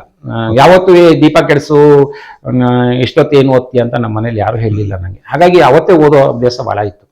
ಆ ನಂತರ ಈ ಘಟನೆ ಆದ್ಮೇಲೆ ನಾನು ತರಂಗಕ್ಕೆ ಬರೀತಾ ಇದ್ದೆ. ವಾರದ ಪತ್ರ ಅಂತ ಹೇಳಿ ಈ ತರಂಗದಲ್ಲಿ 25 ರೂಪಾಯಿ ಬಹುಮಾನ ಕೊಡ್ತಿದ್ರು. ನಾನು ಆ ಚೆಕ್ ಇಟ್ಟಿದ್ದೀನಿ, ಇವತ್ತು ನನ್ನ ಹತ್ರ ಇದೆ. ಫಸ್ಟ್ ಚೆಕ್ ತರಂಗದಲ್ಲಿ ಒಂದು ವಾರದ ಪತ್ರ ಅಂತ ಆಯ್ಕೆ. ಹಾಗಾಗಿ ಆ ಏನು ಅಭಿಪ್ರಾಯಕ್ಕೆ ಒಂದು ಪುಟ ಇಟ್ಟಿರ್ತಾರಲ್ಲ ನಮ್ಮ ವಾರಪತ್ರಿಕೆಗಳಲ್ಲಿ, ಅಲ್ಲಿಗೆ ಬರೀತಾ ಇದ್ದೆ. ಅಲ್ಲಿಂದ ಪ್ರಾರಂಭ ಆಗಿದ್ದು. 2005 ನಂತರ ಈಗಂತೂ ನೀವು ನಮ್ಮ ಮಕ್ಕಳು ಓದ್ತಿರೋ ಪಠ್ಯಪುಸ್ತಕದಲ್ಲಿ ನನ್ನ ಹೆಸರನ್ನ ನೋಡ್ಬೋದು, ಯಾರು ಬೇಕಾದ್ರೂ. ಇನ್ನೊಂದು ವಿಶೇಷ ಏನಂದ್ರೆ ಈ ವರ್ಷದ್ದು ಮಾನ್ಯ ಶಿಕ್ಷಣ ಮಂತ್ರಿಗಳು ಮೊನ್ನೆ ಅನೌನ್ಸ್ ಮಾಡಿದ್ದಾರೆ, 1ರಿಂದ 10ರವರೆಗೆ ಮೌಲ್ಯ ಶಿಕ್ಷಣ ಪುಸ್ತಕ ತರ್ತೀವಿ ಅಂತ. ಅಲ್ಲೂ ಮತ್ತೆ ನನಗೊಂದು ಅವಕಾಶ ಇಲಾಖೆ ಸರ್ಕಾರ ಕೊಟ್ಟಿದೆ. 1ರಿಂದ 5ನೇ ತರಗತಿಯ ಮೌಲ್ಯ ಶಿಕ್ಷಣ ಪುಸ್ತಕದಲ್ಲಿ ನನ್ನನ್ನೇ ಮುಖ್ಯಸ್ಥರು ಮಾಡಿದ್ದಾರೆ.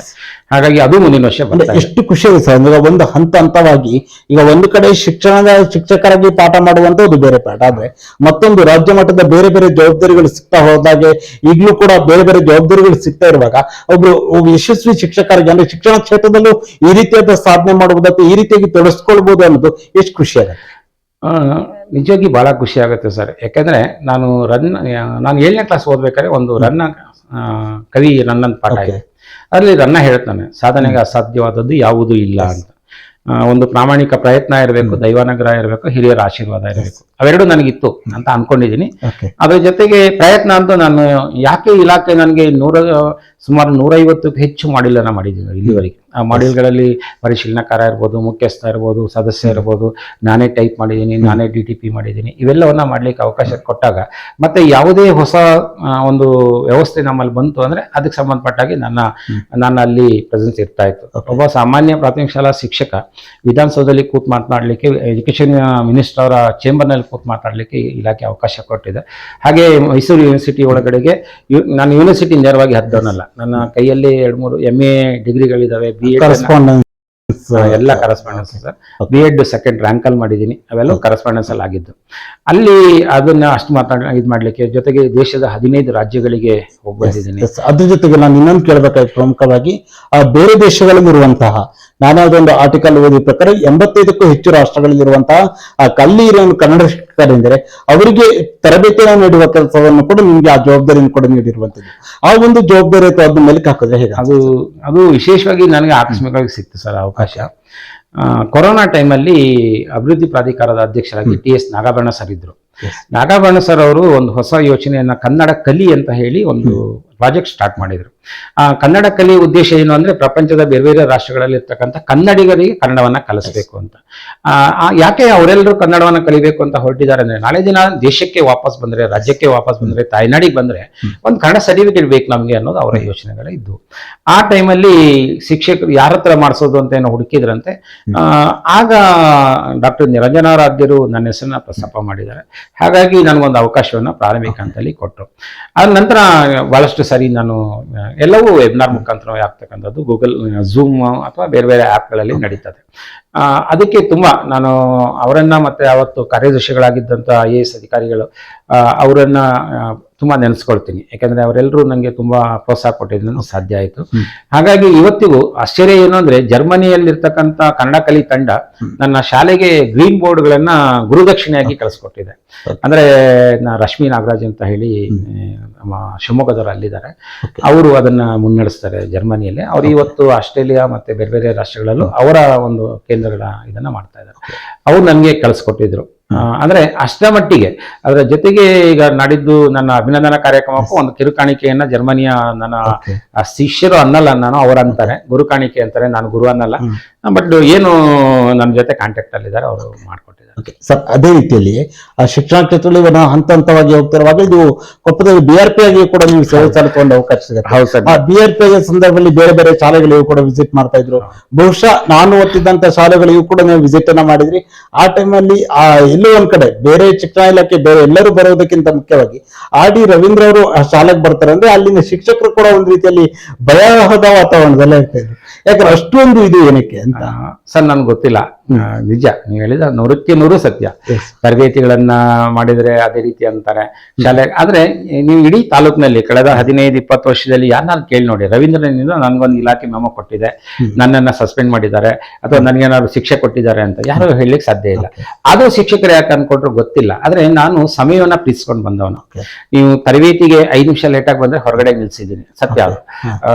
ಒಂದು ಯಾವ್ದೋ ಹೋಮ್ವರ್ಕ್ ಇವತ್ತು ಈ ಕೆಲಸ ಮಾಡ್ಕೊಂಡು ಬನ್ನಿ ಅಂತ ಕೊಟ್ಟಿರ್ತೀವಿ, ಕೊಟ್ಟಿಲ್ಲ ಅಂತಂದ್ರೆ ತುಂಬಾ ಸ್ವಲ್ಪ ಇದಾಗಿ ಕೇಳಿದ್ವಿ, ಇಲ್ಲ ಅಂತಲ್ಲ. ಅದರಿಂದಾಗಿ ಶಿಕ್ಷಕರಿಗೆ, ಆಮೇಲೆ ನಾನು ಯಾವತ್ತೂ ಶಿಕ್ಷಕರಿಗೆ ಏನೇ ಮಾತಾಡಿದ್ರು ತುಂಬಾ ಹತ್ರ ಇರ್ತೀನಿ. ಅವ್ರು ಏನೇ ಪ್ರಶ್ನೆ ರಾತ್ರಿ 12 ಗಂಟೆಗೆ ನಾನು ಫೋನ್ ಮಾಡಿ ಕೇಳಿದ್ರು ನನಗೆ ಗೊತ್ತಿದ್ದನ್ನೇ ಹೇಳ್ತೀನಿ, ಇಲ್ಲ ಎಲ್ಲಿ ಸಿಗುತ್ತೆ ಅಂತ ಹೇಳಿದ್ದೀನಿ.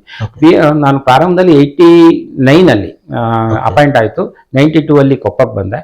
99ನೇ ಇಸ್ವಿನಲ್ಲಿ ನಮ್ಮ ಕೊಪ್ಪ ತಾಲೂಕಿನಲ್ಲಿ ಹನುಮಂತರಾಯಪ್ಪ ಸರ್ ಅಂತ ಇಲಾಖೆ ಕಂಡಂತ ಅತ್ಯಂತ ದಕ್ಷ ಅಧಿಕಾರಿ, ಅವರು BO ಇದ್ರು. ಅವರು ನನ್ನನ್ನು ಆಯ್ಕೆ ಮಾಡಿ, ಆವಾಗ ಆಯ್ಕೆ ಪ್ರಕ್ರಿಯೆ ಬೇರೆ ತರ ಆಯ್ತು, ಬೆಂಗಳೂರಿಗೆ ಕಳಿಸಿ ಅಲ್ಲಿ ನಾವೊಂದು 8-10 ಜನ ಹೋಗಿದ್ವಿ. ಅದ್ರಲ್ಲಿ ನನ್ನೊಂದು ಆಯ್ಕೆ ಆಯ್ತು. ಆಗ BRP ಆಗಿ ಬರಬೇಕು ಅಂತ ಹನುಮಂತರಾಯ್ ಸರ್ ಅಂದ್ರು. ನಾನು ಆಗ ಒಪ್ಲಿಲ್ಲ. ನನಗೆ ಮಕ್ಕಳ ಜೊತೆ ಇರೋದೇ ನನ್ಗೆ ಇಷ್ಟ ಸರ್, ನಾನು ಶಾಲೆಯಲ್ಲಿ ಇರ್ತೀನಿ ಅಂತ. ಅದಕ್ಕೆ ಅವ್ರು ಏನ್ ಹೇಳಿದ್ರು, ಅರ್ಧ ದಿನ ನಿಮಗೆ ಶಾಲೆಯಲ್ಲಿ ಪಾಠ ಮಾಡ್ಲಿಕ್ಕೆ ಅವಕಾಶ ಕೊಡ್ತೀನಿ, ಅರ್ಧ ದಿನ ಆಫೀಸಲ್ಲಿ ಇರುವಂತೆ ಅಂತಂದ್ರು.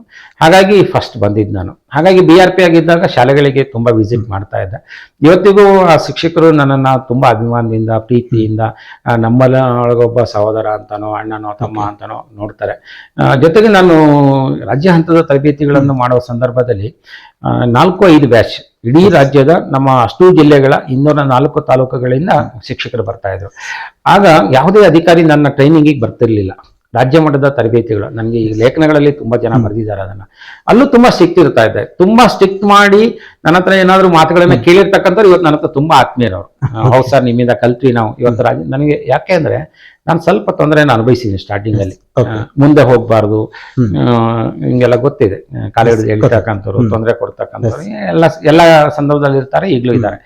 ಆದ್ರೆ ಅದು ನಮ್ಮ ಶಿಕ್ಷಕರಿಗೆ ಆಗ್ಬಾರ್ದು ಅಂತ ನಾನು. ಹಾಗಾಗಿ ಯಾವುದೇ ಒಬ್ಬ ಶಿಕ್ಷಕ ನನ್ನ ಕಣ್ಣಿಗೆ ಬಿದ್ದರೆ, ಅವರು ಪ್ರತಿಭಾವಂತ ಅನಿಸಿದ್ರೆ ಅವರನ್ನು ನಾವು ರಾಜ್ಯ ಮಟ್ಟದಲ್ಲಿ ಪರಿಚಯಿಸ್ತಕ್ಕಂಥ ಪ್ರಯತ್ನ ಮಾಡಿದ್ದೀನಿ. ಹಾಗಾಗಿ ಇಡೀ ರಾಜ್ಯದಲ್ಲಿ ನನಗೆ ಆತ್ಮೀಯರು, ಸ್ನೇಹಿತರು ಎಲ್ಲ ಕಡೆಗೆ ಸಿಗ್ತಾರೆ. ಓಕೆ ಸರ್, ಅದೇ ರೀತಿಯಲ್ಲಿ ನಾವು ಲೋಕನಾಥ್ಪುರ ಶಾಲೆಯ ಕುರಿತಾಗಿ ಮಾತಾಡಿದೆ. ಬಹುಶಃ ನೀವು ಶಿಕ್ಷಣದ ವೃತ್ತಿ ಜೀವನದ ನಿವೃತ್ತಿಯನ್ನು ಪಡೆದಿರುವಂತದ್ದು ಕೂಡ ಲೋಕನಾಥ್ಪುರದ ಕನ್ನಡ ಭಾಷಾ ಶಿಕ್ಷಕರಾಗಿ ನೀವು ಅಲ್ಲಿಗ ನಿವೃತ್ತಿಯನ್ನು ಪಡೆದುಕೊಂಡಿರುವಂತದ್ದು. ಆ ಒಂದು ಶಾಲೆ ಕಳೆದ 6 ವರ್ಷಗಳಿಂದಲೂ ಕೂಡ 100% ರಿಸಲ್ಟ್ ಬಂದಿದೆ ಫಲಿತಾಂಶ SSLCಯಲ್ಲಿ. ಜೊತೆಗೆ 2 ಬಾರಿ ಇಡೀ ತಾಲೂಕಿಗೆ ಪ್ರಥಮ ಸ್ಥಾನವನ್ನು ಕೂಡ ಪಡೆದಿರುವಂತದ್ದು. ಈ ಒಂದು ಫಲಿತಾಂಶ ಇದ್ರ ಕುರಿತಾಗಿ ಹೇಳಿದರೆ ಸರ್, ಅದು ನನ್ನ ಒಬ್ಬನ ಸಾಧನೆ ಅಂತ ನಾನು ಅನ್ಕೊಂಡಿಲ್ಲ. ಅದು ಇಡೀ ಸಾಂಘಿಕ ಪ್ರಯತ್ನ. ಹಂಗ ಹೇಳಿದ ತಕ್ಷಣ ಕೆಲವರು ಹೇಳ್ತಾರೆ, ಹಾಗಾದ್ರೆ ಹಿಂದೆ 12-13 ವರ್ಷಗಳಲ್ಲಿ ಯಾಕೆ ಬರಲಿಲ್ಲ? ಹಾಗೆ ಕೇವಲ 2 ಸಾರಿ ನಂದು 100%. ನಂತರ ನಾವು ಸತತವಾಗಿ 6 ವರ್ಷ ತಗೊಂಡಿದೀವಿ. ಜೊತೆಗೆ 2 ಸಾರಿ ತಾಲೂಕಿಗೆ ಫಸ್ಟ್, ಜೊತೆಗೆ 1 ಸಾರಿ ಜಿಲ್ಲೆಗೆ 3ನೇ ಸ್ಥಾನ. ನಮ್ಮಲ್ಲಿ ಸುಧೀರ್ ಅಂತ ಹೇಳಿ ಅವನು 603 ಅಂಕ ತಗೊಂಡಿದ್ದ ಕನ್ನಡ ಮಾಧ್ಯಮದಲ್ಲಿ. 50,000 ರೂಪಾಯಿ ಲ್ಯಾಪ್ಟಾಪ್ ಸಹ ಸರ್ಕಾರದಿಂದ ಅವನಿಗೆ ಬಹುಮಾನವಾಗಿ ಸಿಕ್ಕಿದೆ.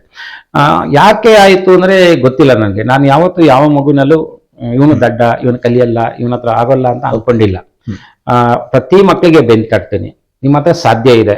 ನಾನು ಯಾವಾಗ್ಲೂ ಹನುಮಂತ ಮತ್ತೆ ಜಾಂಬವಂತರನ್ನ ಉದಾಹರಣೆಗೆ ಕೊಡ್ತೀನಿ. ಲಂಕೆಗೆ ಹಾರ್ಬೇಕಾದ್ರೆ ಏನು ಹನುಮಂತ ತಲೆ ಮೇಲೆ ಕೈ ಹೊತ್ಕೊಂಡು ಕೂತಿರ್ತಾನೆ, ಆಗಲ್ಲ, ಹೆಂಗ್ ಯಾರು ಆಗ್ತಾರೆ? ಜಾಂಬವಂತ ಬಂದು ಬೆಂಚ್ ತಟ್ತಾನೆ. ನಮ್ಮ ಮಕ್ಕಳಲ್ಲಿ ಆ ಥರದ ಒಂದು ಶಕ್ತಿ ಇದೆ, ಬೆಂಚ್ ತಟ್ಟಿರ್ಬೇಕು. ಅದು ನಾನಿರ್ಲಿ, ನೀವಿರ್ಲಿ, ಸಮಾಜ ಇರ್ಲಿ, ಅಥವಾ ಯಾರೇ ಒಬ್ಬ ವ್ಯಕ್ತಿ ಒಳಗಡೆ ಒಂದು ರಚನಾ ಶಕ್ತಿ ಇದೆ, ಪೊಟೆನ್ಷಿಯಲ್ ಎನರ್ಜಿ ಇದೆ ಎಲ್ಲರ ಹತ್ರ. ಆ ಎನರ್ಜಿ ಇದೆ ಅಂತ ಹೇಳೋರಿಲ್ಲ,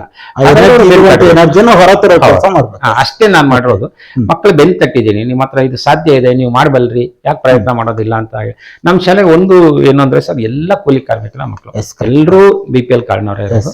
ಯಾರು ಸ್ವಲ್ಪ ಆರ್ಥಿಕವಾಗಿ ಚೆನ್ನಾಗಿರುವಂತ ಮಕ್ಕಳು ನಮ್ಮ ಹತ್ರ ಏನಿಲ್ಲ. ಜೊತೆಗೆ ನಮ್ದು ಒಂದು ದುರಂತ ಇದೆ ನಮ್ಮ ಶಾಲೆನಲ್ಲಿ, ಸಿಂಗಲ್ ಪೇರೆಂಟ್ ಜಾಸ್ತಿ.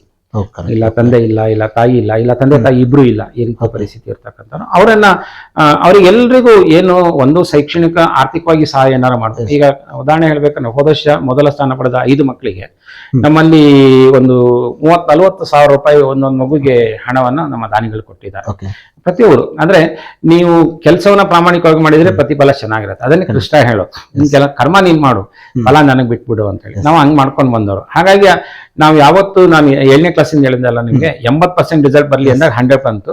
ಇಲ್ಲಿ ಎಲ್ಲರೂ ಸರ್ಕಾರಿ ಶಾಲೆಯಿಂದ ಮೂಗ್ ಮುರಿತಾರೆ, ಯಾಕೆ ಸಾಧ್ಯ ಇಲ್ಲ ಅಂತ ಮಾಡಿದ್ವಿ.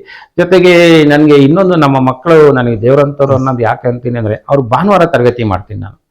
ಎಲ್ಲಾ ಭಾನುವಾರಗಳು ನನಗೆ ಅವರು ದಾನ ಕೊಡ್ತಾರೆ. ನಮ್ಮ ಮಕ್ಕಳು ಭಾನುವಾರ ಕ್ಲಾಸ್ ಮಾಡ್ಲಿಲ್ಲ ಅಂದ್ರೆ ನಮ್ಮ ಮಕ್ಕಳು ತುಂಬಾ ಬೇಜಾರಾಗ್ತಾರೆ. ಸರ್ ಭಾನುವಾರ ಕ್ಲಾಸ್ ಮಾಡಿ. ಮೊನ್ನೆ ನಂದು ರಿಟೈರ್ಡ್ ಆದ್ಮೇಲೂ ಭಾನುವಾರ ಬನ್ನಿ ಅಂತ ಹೇಳಿ ನಮ್ಮ ಮಕ್ಕಳು ಹೇಳ್ತಾ ಇದ್ರು, ಸರ್ ಬನ್ನಿ ಒಂದಿನ ಫ್ರೀ ಆಗಿರೋಣ ಸರ್, ಬನ್ನಿ ನೀವು ಬರ್ಬೇಕು ನಮ್ಮ ಅಲ್ಲಿಗೆ ಅಂತ. ಅದು ಯಾಕೆ ಗೊತ್ತಿಲ್ಲ, ಇಡೀ ದಿನ ಒಬ್ನೇ ಕ್ಲಾಸ್ ತಗೊಳ್ತೀನಿ, ಯಾವತ್ತೂ ಬೇಸರ ಆಗಲ್ಲ. ಜೊತೆಗೆ ವಾರದ ಮಧ್ಯೆ ಆಬ್ಸೆಂಟ್ ಆಗುವ ಮಗು ಸಹ ಭಾನುವಾರ ಕ್ಲಾಸಿಗೆ ಬರುತ್ತೆ. ಅದು ನನಗೆ ಅವರು ಅಂತಹ ಮಕ್ಕಳು ಸಿಕ್ಕಿದ್ರ. ಜೊತೆಗೆ ನಾನು ನಮ್ಮ ಶಾಲೆಯ ಎಲ್ಲ ಶಿಕ್ಷಕರನ್ನ, ಮುಖ್ಯ ಶಿಕ್ಷಕರು ಅವರ ಸಹಕಾರವನ್ನ ನೆನಿಬೇಕಾಗುತ್ತೆ. ಅದೇ ರೀತಿ ನೀವು ಮಕ್ಕಳ ಬಗ್ಗೆ ಮಾತಾಡಿದ್ರಿ, ಒಬ್ಬ ಯಶಸ್ವಿ ಶಿಕ್ಷಕರಾಗಬೇಕಂದ್ರೆ ಒಂದು ಪಾಠ ಮಾಡ್ಬೇಕು, ಅದೇ ರೀತಿ ಫಲಿತಾಂಶ ಬರಬೇಕು. ಆ ಫಲಿತಾಂಶವನ್ನು ನೀಡುವಂಥದ್ದು ಅಲ್ಲಿನ ಶಾಲೆಯ ವಿದ್ಯಾರ್ಥಿಗಳು.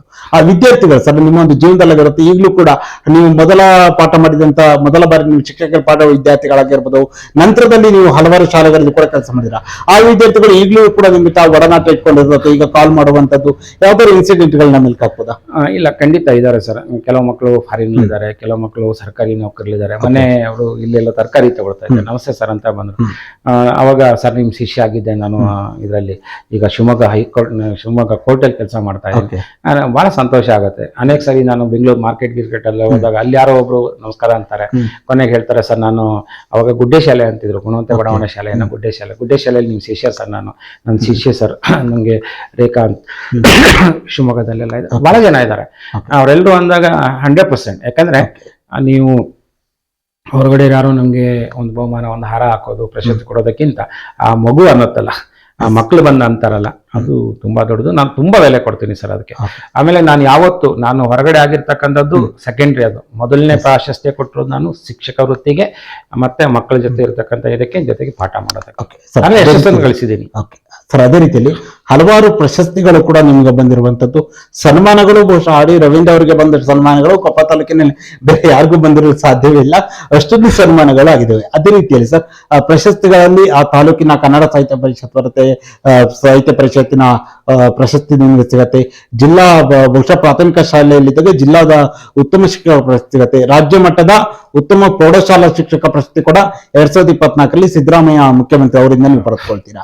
ಈ ಪ್ರಶಸ್ತಿಗಳು ಬಂದ ಸಂದರ್ಭದಲ್ಲಿ ನಿಮ್ಮ ಜವಾಬ್ದಾರಿಗಳನ್ನ ಹೇಗೆ ಸರ್? ಸರ್, ಒಂದು ನನಗೆ ಪ್ರಶಸ್ತಿಗಳು ಜವಾಬ್ದಾರಿನ ಹೆಚ್ಚು ಮಾಡಿಲ್ಲ, ಕಡಿಮೆನೂ ಮಾಡಿಲ್ಲ. ಅವ್ರೇನೋ ಕೊಟ್ಟಿದ್ದಾರೆ, ನಾನು ತಗೊಂಡಿದ್ದೀನಿ ಅನ್ಕೊಂಡಿದ್ದೀನಿ. ಯಾಕಂದ್ರೆ ಅದು ಹಿಂದೆ ಹೋಗಿಲ್ಲ ನಾನು ಯಾವತ್ತೂ. 97ರಲ್ಲಿ ಮೊದಲ ಪ್ರಶಸ್ತಿಯನ್ನ ಇಲಾಖೆ ಕೊಡ್ತು, ಜಿಲ್ಲಾ ಉತ್ತಮ ಶಿಕ್ಷಕ ಅಂತೇಳಿ ಪ್ರಾಥಮಿಕ ಶಾಲಾ ಶಿಕ್ಷಕನಾಗಿದ್ದಾಗ. ಅದ್ರ ನಂತರ ನಾನು 2024ರವರೆಗೆ ಈ ಪ್ರಶಸ್ತಿಗಳ ಬಗ್ಗೆ ಯೋಚನೆ ಮಾಡಿದವನಲ್ಲ. 24ರಲ್ಲಿ ಸಹ ಉತ್ತಮ ಶಿಕ್ಷಕ ಪ್ರಶಸ್ತಿಗೆ ಅಪ್ಲಿಕೇಶನ್ ಹಾಕ್ಲಿಕ್ಕೆ ಕಾರಣ ಕನಿಕಾ ಮೇಡಮ್ ಅಂತೇಳಿ ನಮ್ಮ ಡಯಟ್ನಲ್ಲಿ ಇದ್ರು. ಅವರೆಲ್ಲರೂ ಸೇರಿ, ಅಂದ್ರೆ ಜಿಲ್ಲಾ ಮಟ್ಟದ ಅಧಿಕಾರಿಗಳು ಸದಸ್ಯರು ಅಂತ ಹೇಳಿ APC ಇದ್ರು, ಅವ್ರನ್ನ ನೆನೆಸ್ಬೇಕಾಗತ್ತೆ. ಅವರೆಲ್ಲರೂ ಒತ್ತಾಯಕ್ಕೆ ನಾನು ಅಪ್ಲಿಕೇಶನ್ ಹಾಕಿದೆ, ಯಾಕಂದ್ರೆ ನಮ್ಮಲ್ಲಿ ಅಪ್ಲಿಕೇಶನ್ ಹಾಕಬೇಕು. ಹಾಕಿದಾಗ ಹೋದ ವರ್ಷ ಬಂದಿರತಕ್ಕಂಥದ್ದು ಎಲ್ರಿಗೂ ಗೊತ್ತಿದೆ. ಆಶ್ಚರ್ಯ, ಸಂತೋಷ ಮತ್ತೆ ನಂಬಲಿಕ್ಕೆ ಸಾಧ್ಯ ಇಲ್ಲದ ವಿಚಾರ ಏನು ಅಂದ್ರೆ, ಪ್ರಶಸ್ತಿ ತಗೊಂಡವ್ರು ಬಹಳ ಜನ ಇದ್ದಾರೆ, ಪ್ರಶಸ್ತಿ ಪ್ರತಿ ವರ್ಷ ಕೊಡ್ತಾರೆ. ಆದ್ರೆ ನನಗೆ ಹೋದ ವರ್ಷ ಆದ ಪ್ರಶಸ್ತಿಯ ನಂತರ ಆದ ಸನ್ಮಾನಗಳು ಮೊನ್ನೆ ಯಾಕೋ ಏನೋ ಅನಿವಾರ್ಯ ಅಂತ ನನ್ನ ತಮ್ಮನ ಮಗ ಪಟ್ಟಿ ಮಾಡ್ತಾ ಇದ್ದ, 143 ಸನ್ಮಾನಗಳಾಗಿದ್ದಾವೆ ಒಂದೇ ಒಂದು ವರ್ಷದಲ್ಲಿ ರಾಜ್ಯ ಪ್ರಶಸ್ತಿ ಬಂದ ನಂತರ.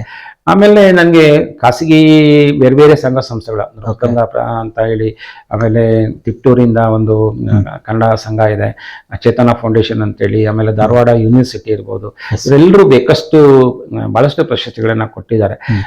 ಅವರು ಏನೇನು ನೋಡಿ ಯಾಕೆ ಕೊಟ್ಟರು ನನಗೆ ಗೊತ್ತಿಲ್ಲ, ಆದ್ರೆ ಅವರು ಕರೆದು ಅಭಿಮಾನದಿಂದ ನನಗೆ 16 ಪ್ರಶಸ್ತಿಗಳನ್ನ ಕೊಟ್ಟಿದ್ದಾರೆ. ಜೊತೆಗೆ ಬಾಳೆಹೊನ್ನೂರ ಅಯ್ಯಪ್ಪ ಸೇವಾ ಸಮಿತಿ ಬಹಳ ದೊಡ್ಡ ಒಂದು ಗೌರವವನ್ನ ಕೊಟ್ಟಿದೆ, ವಿದ್ಯಾರತ್ನ ಅನ್ನುವಂಥ ಪ್ರಶಸ್ತಿಯನ್ನ.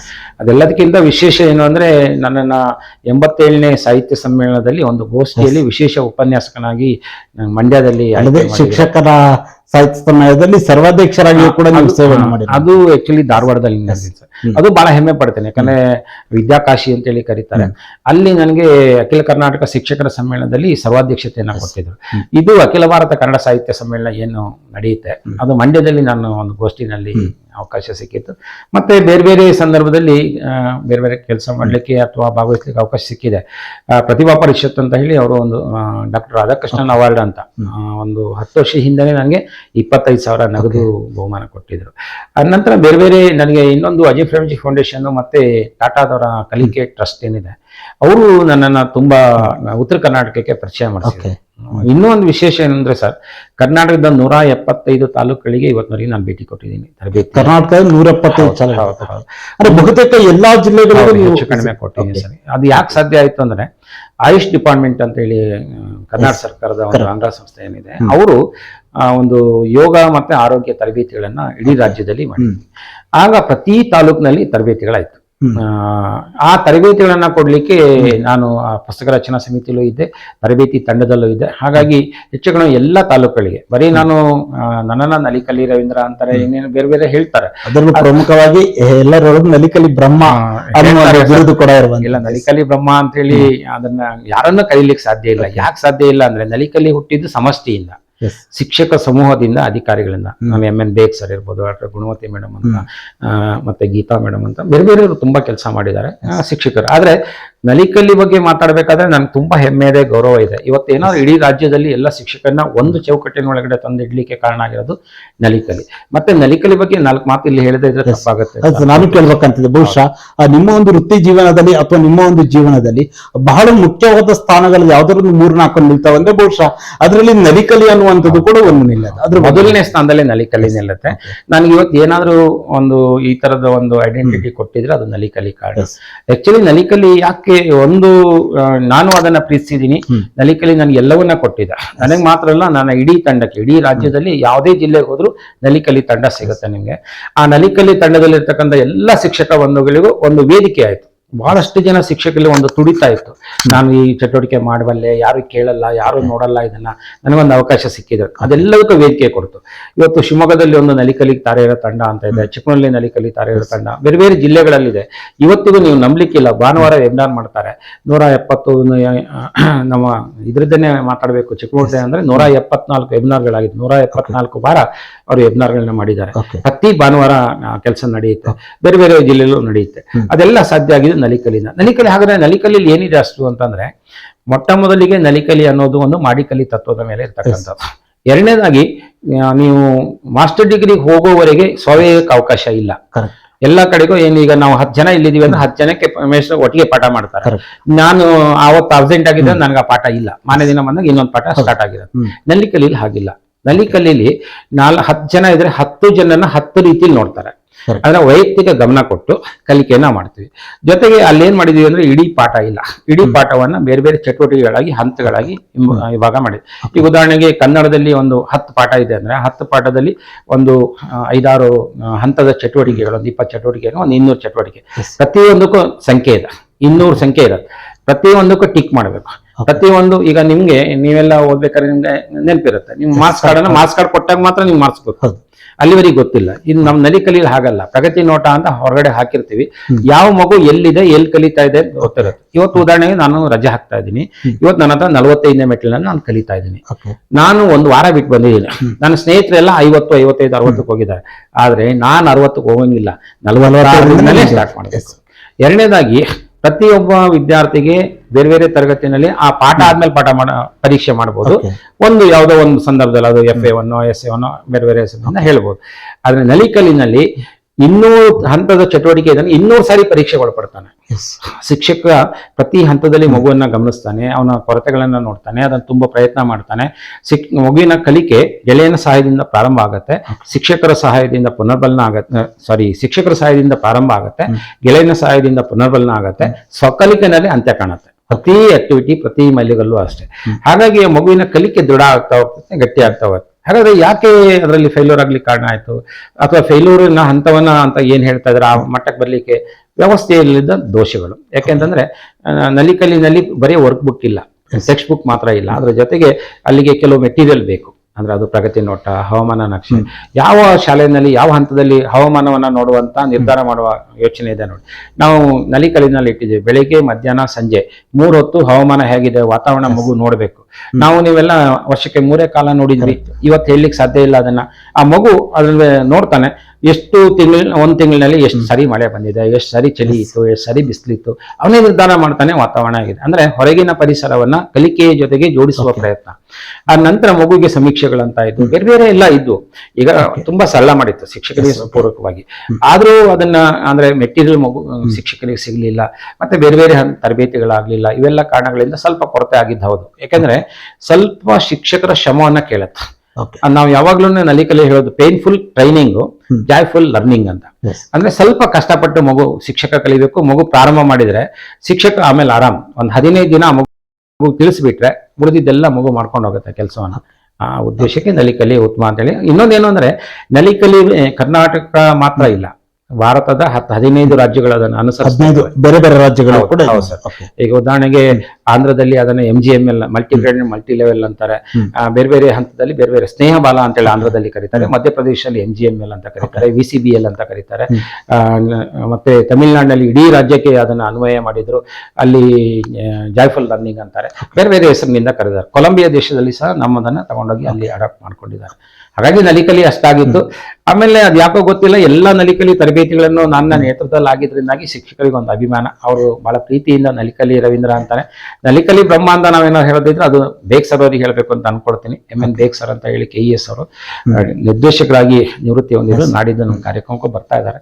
ಅವರೆಲ್ಲರೂ ಕೊಡುಗೆ ಇದೆ. ಅದೇ ರೀತಿ ನಡೆದ ಕಾರ್ಯಕ್ರಮದ ಕುರಿತಾಗಿ ಮಾತಾಡಿದ್ರೆ ಬಹುಶಃ ಬಹುದೊಡ್ಡ ಅಂದು ಶಿಕ್ಷಣ ಸಚಿವರಾಗಿದ್ದಂತಹ ಗೋವಿಂದೇಗೌಡರ ಸುಪುತ್ರರಾಗಿದ್ದು ಶ್ರೀಯುತ HTD ವೆಂಕಟೇಶ್ ಅವರ ಅಧ್ಯಕ್ಷತೆಯಲ್ಲಿ ಈ ಒಂದು ಕಾರ್ಯಕ್ರಮಗಳು ನಡೀತಾ ಇರುವಂತದ್ದು. ಕುಪ್ಪಳ್ಳಿಯಲ್ಲಿ ಕಾರ್ಯಕ್ರಮಕ್ಕೆ ಈಗಾಗಲೇ ಸರ್ವ ಸಿದ್ಧತೆಗಳನ್ನು ಕೂಡ ಆಗ್ತಾ ಇದೆ. ಈ ಒಂದು ಕಾರ್ಯಕ್ರಮದ ಕುರಿತಾಗಿ ಬಹುಶಃ ಇಡೀ ಎಲ್ಲರೂ ಕೂಡ ಕೊಪ್ಪ ಆಗಿರ್ಬೋದು, ಸುತ್ತಮುತ್ತಲ ಮಲೆನಾಡಿನ ಎಲ್ಲರೂ ಕೂಡ ನಿಮ್ಮ ಹಳೆ ವಿದ್ಯಾರ್ಥಿಗಳಾಗಿರ್ಬೋದು, ಸಾರ್ವಜನಿಕ ಕ್ಷೇತ್ರದಲ್ಲಿ ಎಲ್ಲರೂ ಕೂಡ ಸೇರಿ ಈ ಒಂದು ಅದ್ಭುತವಾದ ಅಭಿನಂದನಾ ಸಮಾರಂಭ ಇಟ್ಕೊಂಡಿದ್ದಾರೆ. ಈ ಒಂದು ಕಾರ್ಯಕ್ರಮದ ಕುರಿತಾಗಿ ಏನ್ ಹೇಳ್ತೀರಾ ಸರ್? ಇಲ್ಲ ಸರ್, ಅದು ಯಾವ ಜನ್ಮದ ಪುಣ್ಯದ ಫಲವೂ ಗೊತ್ತಿಲ್ಲ. ನಿಜವಾಗಿ ನನ್ನ ಅಪ್ಪ ಅಮ್ಮ ಇಲ್ಲ ಅನ್ನೋಂಥ ಕೊರಗಿದೆ. ಇದನ್ನು ನೋಡ್ಲಿಕ್ಕೆ ಅವ್ರು ಇರ್ಬೇಕಿತ್ತು ಅಂತ. ಸಹಜವಾಗಿ 60 ವರ್ಷ ಆದ್ಮೇಲೆ ಶಿಕ್ಷಕ ವೃತ್ತಿಗೆ ಅಥವಾ ಸರ್ಕಾರಿ ವೃತ್ತಿಗೆ ಸೇರಿದ ಮೇಲೆ ಅವರು ನಿವೃತ್ತಿ ಆಗ್ಬೇಕಂತ ಸಹಜ. ಆ ಸಂದರ್ಭದಲ್ಲಿ ಕೊನೆಯ ದಿನ ಒಂದು ಕಾರ್ಯಕ್ರಮ ಮಾಡ್ತಕ್ಕಂಥದ್ದು ನಡೆದು ಬಂದಿರತಕ್ಕಂಥ ಸಂಪ್ರದಾಯ. ಆ ಊರಿನವರು, ಶಾಲೆಯವರು, ಎಸ್ಟಿನ್ಸರು, ಇಲಾಖೆಯವರು, ಸಂಘ ಸಂಸ್ಥೆಗಳೆಲ್ಲ ಸೇರಿ ಮಾಡ್ತಾ ಇದ್ದದ್ದು. ಇದು ನಂದು ಹಾಗೆ ಅಂತ ನಾನು ಅನ್ಕೊಂಡಿದ್ದೆ. ಆಗ ಡಾಕ್ಟರ್ ಗುಣವತಿ ಮೇಡಮ್ ಅಂತೇಳಿ ನನ್ನ ಈ ಎಲ್ಲ ಏಳಿಗೆನಲ್ಲಿ ಅವರ ಪ್ರಮುಖ ಪಾತ್ರ ಇದೆ. ಅವರು ಬೆನ್ನಿಂದ ನಿಂತವರು. ಅವರು ಒಂದು ಏನು ಯೋಚನೆ ಮಾಡಿದ್ರು, ರವೀಂದ್ರ ಅವರಿಗೆ ಒಂದು ಅಭಿನಂದನಾ ಗ್ರಂಥವನ್ನ ಮಾಡಬೇಕು ಅಂತ. ಅದು ಸುಮಾರು ಅಕ್ಟೋಬರ್ ನವೆಂಬರ್ನಲ್ಲಿ ಅವರು ಅದನ್ನು ಹುಟ್ಟಾಕಿದ್ರು. ಅದಕ್ಕಾಗಿ ರಾಜ್ಯ ಹಂತದಲ್ಲಿ ರವೀಂದ್ರ ಅಭಿಮಾನಿ ಬಳಗ ಅಂತ ಮಾಡ್ಕೊಂಡ್ರು. ಅದಕ್ಕೊಂದು ಸಣ್ಣ ಪ್ರಯತ್ನ ಪ್ರಾರಂಭ ಆಯ್ತು. ಅವ್ರೇನು ಮಾಡಿದ್ರು ಅಂದ್ರೆ, ನಾವು ಬೆಂಗಳೂರಲ್ಲಿ ಮಾಡ್ತೀವಿ ಅಂತ ಆಯ್ತು, ಆಮೇಲೆ ಚಿಕ್ಕಮಗಳೂರು ಮಾಡೋದು ಅಂತ ಆಯ್ತು. ಕೊನೆ ನನ್ನ ಕೋರಿಕೆ ಏನಿತ್ತು ಅಂದ್ರೆ, ನಮ್ಮವ್ರ ಎದುರಿಗೆ ಆದ್ರೆ ನಮ್ಮವರು ಮತ್ತೆ ಅವರು ಹೊರಗಡೆ ಅವರು ಸೇರಿದ್ರೆ ಚೆನ್ನಾಗಿರುತ್ತೆ ಹಬ್ಬದಲ್ಲಿ ಅಂತ. ಮೊದಲನೇ ಹಂತ ಎಲ್ಲಿವರೆಗೆ ಬಂತು ಅಂದ್ರೆ, ನಾವು ಟೌನ್ ಹಾಲ್ ಅನ್ನು ಬುಕ್ ಮಾಡಿಬಿಟ್ವಿ, ಅಲ್ಲೇ ಮಾಡೋದು ಅಂತ. ಆಗ ಮಾನ್ಯ ಸುಧೀರ್ ಸರ್ ಒಂದಿನ ಈಗ ಮಾತಿಗೆ ಸಿಕ್ಕಾಗ, ಮುರಳಿ ಸಿಕ್ಕಾಗ ಅವರು ಒಂದು ಮಾತು ಹೇಳಿದ್ರು, ರವೀಂದ್ರ ಅವರಿಗೆ ಟೌನ್ ಹಾಲ್ ನಲ್ಲಿ ಮಾಡ್ತಕ್ಕಂಥದ್ದಲ್ಲ, ತುಂಬಾ ಒಳ್ಳೆ ರೀತಿಯಲ್ಲಿ ಮಾಡಬೇಕು. ಹಾಗಾಗಿ ಆಕ್ಚುಲಿ ಈ ಕಾರ್ಯಕ್ರಮದ ಒಂದು ಮೂಲ ಕಲ್ಪನೆ ಗುಣವತಿ ಮೇಡಮಿಂದ ಪ್ರಾರಂಭವಾಗಿ ಸುಧೀರ್ ಸರಿಂದ ಮುಂದುವರಿತು. ಆ ಟೈಮಲ್ಲಿ ಬೇರೆ ಬೇರೆಯವರ ಸಹಕಾರವನ್ನ ಕೇಳೋ ಪ್ರಯತ್ನ ಅವರೇ ಮಾಡಿದ್ರು. ಎಲ್ಲ ಇದ್ರದ್ದು ಮೂಲ ರೂವಾರಿ ಅವರೇನೆ. ಆಗ ನಮ್ಮ ಸುಧಾಕರ್ ಶೆಟ್ಟಿ ಸರ್ ಗೊತ್ತಲ್ಲ ನಿಮ್ಗೆ, ಅಮ್ಮ ಫೌಂಡೇಶನ್, ಅವ್ರ ಹತ್ರ ಹೋದಾಗ ಅವ್ರು ಕೇಳಿದ್ರು, ಯಾರು ಮಾಡ್ತಿದ್ದಾರೆ ಈ ಕಾರ್ಯಕ್ರಮ? ಈಗ ರಾಜ್ಯ ಹಂತದಲ್ಲಿ ಅಭಿಮಾನಿ ಬಳಗ ಅಂತ ಮಾಡ್ಕೊಂಡಿದ್ದಾರೆ, ಅವರು ಎಲ್ಲ ಮಾಡ್ತಾ ಇದ್ದಾರೆ. ಅವರು ಒಂದು ಪ್ರಶ್ನೆ ಇಟ್ರು, ಹೌದು ಅಭಿಮಾನಿ ಬಳಗ ಅಂತ ಅವರೆಲ್ಲ ಮಾಡ್ತಾ ಇದ್ದಾರೆ, ನಾವೇನ್ ಮಾಡ್ತಾ ಇದೀವಿ, ಕೊಪ್ಪ ತಾಲೂಕಿನವ್ರು ಏನ್ ಮಾಡ್ತಾ ಇದೀವಿ? ಆಗ ಸರಿ ಇದ್ರದ್ದು ಯೋಚನೆ ಮೊಳಕೆ ಅಲ್ಲೋಡಿತ್ತು. ಮತ್ತೆ ಎಲ್ಲ ಕೂತ್ಕೊಂಡು ಚರ್ಚೆ ಮಾಡಿದ್ರು, ಅವರೇ ಮಾಡಿದ್ರಂತೆ. ಮಾಡಿ ಅವಾಗ ವೆಂಕಟೇಶ್ ಅವರ ಅಧ್ಯಕ್ಷತೆಯಲ್ಲಿ ಒಂದು ಸಭೆ ಕರೆದ್ರು. ಸಭೆ ಕರೆದಾಗ ಸುಮಾರು 85-90 ಜನ ಸೇರಿದ್ರಂತೆ. ನನಗೆ ಆಶ್ಚರ್ಯ, ಒಂದು ಕಾರ್ಯಕ್ರಮಕ್ಕೆ ಹೋಗಿ ಸೇರೋದು ಕಷ್ಟ ಅಂತ ಒಂದು ಪೂರ್ವಭಾವಿ ಸಭೆಗೆ ಅಷ್ಟು ಜನ ಸೇರಿದ್ರು. ಮತ್ತೆ ಇದಕ್ಕೆ ಹಣಕಾಸಿನ ನೆರವು ಬೇಕಾಗುತ್ತೆ ಅಂತ ಅವರೇ ಅಲ್ಲಿ ಚರ್ಚೆ ಮಾಡಿದ್ರಂತೆ. ಸುಮಾರು 4.5 ಲಕ್ಷ ರೂಪಾಯಿ ಆ ಸಭೆನಲ್ಲಿ ಕೊಟ್ಟಿದ್ದಾರೆ ಎಲ್ಲರೂ. ಅಂದ್ರೆ ಕಲೆಕ್ಷನ್ ಮಾಡ್ಲಿಕ್ಕೆ ಹೋಗಿಲ್ಲ ಯಾರುವೆ, ಸ್ವಾಯಿಚ್ಛೆಯಿಂದ ಎಲ್ಲರೂ ಕೊಟ್ಟಿದ್ದಾರೆ. ಅಷ್ಟು ಕೊಟ್ಟು ಇವತ್ತು ಅದ್ದೂರಿಯಾಗಿ ಆ ಕಾರ್ಯಕ್ರಮನ ಮಾಡಬೇಕು ಅಂತ. ಜೊತೆಗೆ ಕೆಲವೊಂದು ವಿಶೇಷತೆ ಇರಬೇಕು. ರವೀಂದ್ರರಿಗೆ ಸನ್ಮಾನ ಮಾಡೋದಂದ್ರೆ ಅದು ಸಾಮಾನ್ಯ ಸನ್ಮಾನ ಅಂದ್ರೆ ಸಾಮಾನ್ಯ ಒಂದು ಕಾರ್ಯಕ್ರಮ ಆಗಬಾರ್ದು ಅಂತ ಹೇಳಿ ಇಡೀ ತಂಡ, ಅದು ಏನು ಸ್ವಾಗತ ಸಮಿತಿ ಇರ್ಬೋದು, ಅವರು ಬೇರೆ ಬೇರೆ ಸಮಿತಿಗಳನ್ನು ಮಾಡ್ಕೊಂಡಿದ್ದಾರೆ. ಆತಿಥ್ಯ ಸಮಿತಿ ಅಥವಾ ಪ್ರಚಾರ ಸಮಿತಿ ಅಥವಾ ಹಣಕಾಸು ಸಮಿತಿ ಎಲ್ಲ ಮಾಡ್ಕೊಂಡಿದ್ದಾರೆ. ಅವರೆಲ್ಲರೂ ಕೂತು ಬಹಳ ಯೋಚನೆ. ನಿನ್ನೆನೂ ಒಂದು ಸಭೆ ಆಗಿದೆ. ನಮ್ಮ ತಾಲೂಕಿನ ವಿವಿಧ ಶಿಕ್ಷಕ ಸಂಘಗಳಿರ್ಬೋದು, ಬೇರೆ ಬೇರೆ ಸಂಘ ಸಂಸ್ಥೆಗಳಿರ್ಬೋದು, ಅಥವಾ ಸಾರ್ವಜನಿಕರಿರ್ಬೋದು, ದಾನಿಗಳಿರ್ಬೋದು, ರಾಜಕೀಯ ಪಕ್ಷಗಳ ಮುಖಂಡರು ಎಲ್ಲರೂ ಸೇರ್ಕೊಂಡಿದ್ದಾರೆ. ಸೇರಿ ಅಲ್ಲಿ ಮಾಡ್ಬೇಕಾದ್ರೆ ಹಾಗಾದ್ರೆ ಏನು ಮಾಮೂಲಾಗಿ ಒಂದು ಮಾಡ್ತಕ್ಕಂಥದ್ದಲ್ಲ, ಏನ್ ಮಾಡ್ಬೇಕು ಅಂತ ಅವರೇ ಯೋಚನೆ. ನಲಿಕಲಿ ಚಪ್ಪರದಡಿ ನಲಿಕಲಿ ರವೀಂದ್ರರಿಗೆ ಸನ್ಮಾನ ಅಂತೇನೋ ಮಾಡಿದ್ದಾರೆ. ಅಂದ್ರೆ ಹೇಮಾಂಗಣ ಅಂತ ಅವಂಗೆಲ್ಲ ಗೊತ್ತು, ಆಯ್ಕೆ ಅಲ್ಲಿ ಕುಪ್ಪಳ್ಳಿನಲ್ಲಿ ಮಾಡಿದ್ದಾರೆ. ಅಷ್ಟು ಭಾಗವನ್ನ ಅವರು ನಲಿಕಲಿ ಚಪ್ರದಿಂದ ಮಾಡ್ತಾ ಇದ್ದಾರೆ. ಅಂದ್ರೆ ನಲಿಕಲಿ ಚಪ್ರ ಅಂದ್ರೆ ಒಂದು ಹಂದ್ರ ಇರುತ್ತೆ ಮೇಲ್ಗಡೆಗೆ, ಆ ಚಪ್ರದ ಅಡಿಗಡೆಗೆ ದಾರದಲ್ಲಿ ಮಗು ಕಲಿಬೇಕಾಗಿರ್ತಕ್ಕಂಥ ಅಕ್ಷರಗಳು, ಪದಗಳು, ವಾಕ್ಯಗಳು ಇವನ್ನೆಲ್ಲ ನೇತಾಕಿರ್ತಾರೆ. ಆ ರೀತಿಯಲ್ಲಿ ಮಾಡಿ ಹಾಕ್ಬೇಕು ಅಂತ. ಜೊತೆಗೆ ಇನ್ನೂ ಒಂದು ವಿಶೇಷ ಬಹಳ ಯೋಚನೆ ಮಾಡಿದ್ದಾರೆ. ಸಾಮಾನ್ಯವಾಗಿ ನಾವು ಒಂದು ಉದ್ಘಾಟನೆಯನ್ನು ಒಂದು ದೀಪ ಇಟ್ಟು, ಇಲ್ಲಿ 5 ದೀಪಗಳನ್ನು ಇಟ್ಟಿದ್ದಾರೆ. ಯಾಕೆ 5 ದೀಪಗಳನ್ನು ಕೇಳ್ಬೋದು?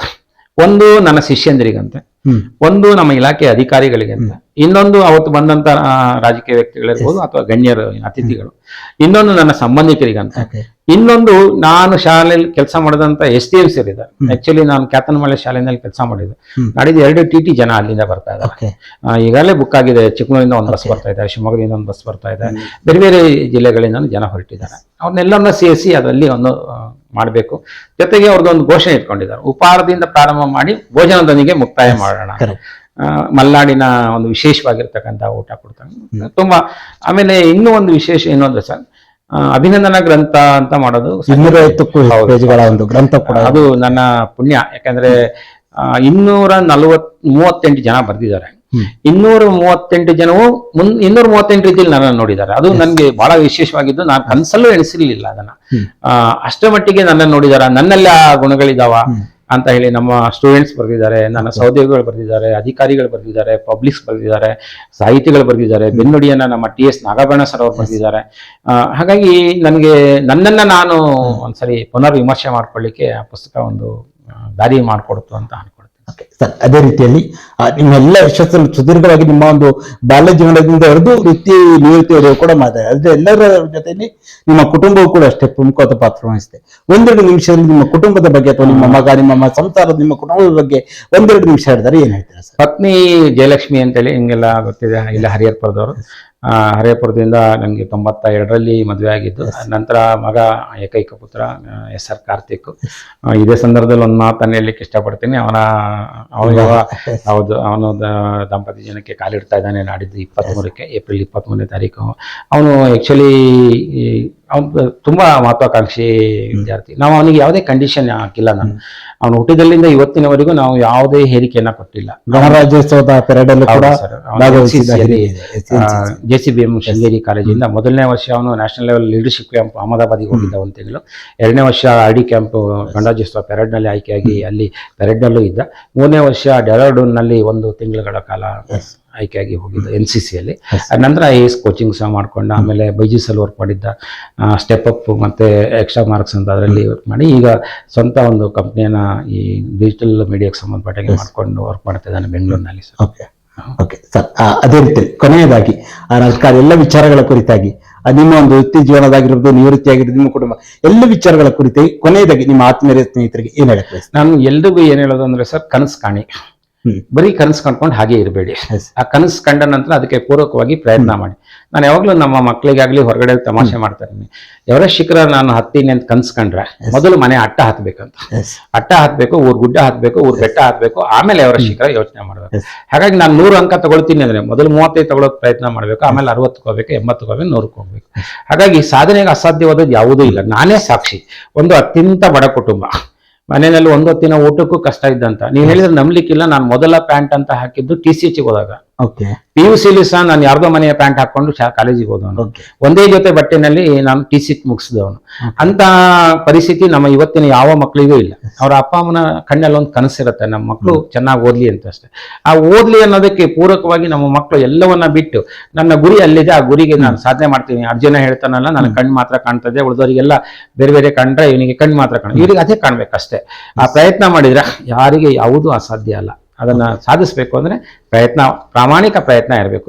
ಸ್ವಲ್ಪ ನಿದ್ದೆ ಬಿಡಬೇಕು, ಆಸೆ ಆಕಾಂಕ್ಷೆ ಬಿಡಬೇಕು, ಸುಖ ಬಿಡಬೇಕು, ಸಂತೋಷನ ಬಿಡಬೇಕಾದ್ರೆ. ನನಗೆ ತುಂಬಾ ಜನ ಹೇಳ್ತಾರೆ, ನೀನು ಇವತ್ತು ಬೆಂಗಳೂರಿಂದ ಬಂದಿದ್ದೀ ಬೆಳಿಗ್ಗೆ. ಮನೆ ನಮ್ಮ ಹೆಡ್ ಮಾಸ್ಟರ್ ಬೀಳ್ಕೊಡುಗೆ ಹೇಳ್ತಾ ಇದ್ರು, ಬೆಳಿಗ್ಗೆ ಅಷ್ಟೇ ಬೆಂಗಳೂರಿಂದ ಬಂದಿರ್ತಾರೆ. ಒಂದಿನ ನನಗೆ 200 ಕಿಲೋಮೀಟರ್ಗಿಂತ ಜಾಸ್ತಿ ಇಂದ ಬಂದ್ರೆ ನಮ್ಗೆ ಓಡಿ ಇರುತ್ತೆ. ಒಂದಿನ ಜರ್ನಿ ಡೇ ಅಂತ ಕೊಡ್ತಾರೆ. ನನ್ನ ಜೀವನದಲ್ಲಿ ನಾನು ಜರ್ನಿ ಡೇ ಯಾವತ್ತೂ ತಗೊಂಡಿಲ್ಲ. ಬರ್ತೀನಿ, ಮತ್ತೆ ಸಂಜೆ ಮಾರನೇ ದಿನ ಯಾವತ್ತು ಬರ್ತಾರೆ, ಸಾಯಂಕಾಲ ಮತ್ತೆ ಧಾರವಾಡಕ್ಕೆ ಕೊಡ್ತಾರೆ, ಗುಲ್ಬರ್ಗಕ್ಕೆ ಕೊಡ್ತಾರೆ. ನನ್ನ ಅದೇ ರಾಜ್ಯದ ಎಲ್ಲ ಜಿಲ್ಲೆಗಳಲ್ಲಿ ಹೆಚ್ಚು ನನಗೆ ಆತ್ಮೀಯವಾದ ಜಿಲ್ಲೆ ಅಂದ್ರೆ ಒಂದು ಗುಲ್ಬರ್ಗ, ಇನ್ನೊಂದು ಶಿವಮೊಗ್ಗ. ಯಾಕಂದ್ರೆ ನಮ್ಮ ಜಿಲ್ಲೆಯನ್ನು ಹೊರತುಪಡಿಸಿ 2 ಜಿಲ್ಲೆನಲ್ಲಿ ತುಂಬಾ ಕೆಲಸ ಮಾಡಿದ್ದೀನಿ. ಗುಲ್ಬರ್ಗ ಅಂತೂ ಪ್ರತಿ ತಾಲೂಕಿನ ಪ್ರತಿ ಶಾಲೆಯ ಟೀಚರ್ಸ್ ನನಗೆ ಆತ್ಮೀಯರಿದ್ದಾರೆ. ಅಲ್ಲಿಯ DDP ಇರ್ಬೋದು, BOಗಳಿರ್ಬೋದು, BRCಗಳಿರ್ಬೋದು, ಶಿಕ್ಷಕರು. ಅದು ನನ್ನ ಅದೃಷ್ಟ. ನನ್ನ ಸಹೋದರರು ಈಗಲೇ ನಾನು ಆಗ್ಲೇ ಹೇಳಿದೆ, ಯೋಗೇಂದ್ರ, ಮಹೇಂದ್ರ, ಅವರ ಸಪೋರ್ಟು, ಮನೆಯಲ್ಲಿ ಪತ್ನಿ ಜೊತೆಗೆ ಮಗನ ಸಪೋರ್ಟು, ಊರಿನವರ ಸಪೋರ್ಟು, ಸ್ನೇಹಿತರ ಸಪೋರ್ಟು, ಅಧಿಕಾರಿಗಳ ಸಪೋರ್ಟು, ಜೊತೆಗೆ ದೈವಾನುಗ್ರಹ ಇದ್ದಿದ್ದರಿಂದ ಈ ಹಂತವನ್ನು ತಲುಪಲಿಕ್ಕೆ ಸಾಧ್ಯ ಆಗಿದೆ ಸರ್.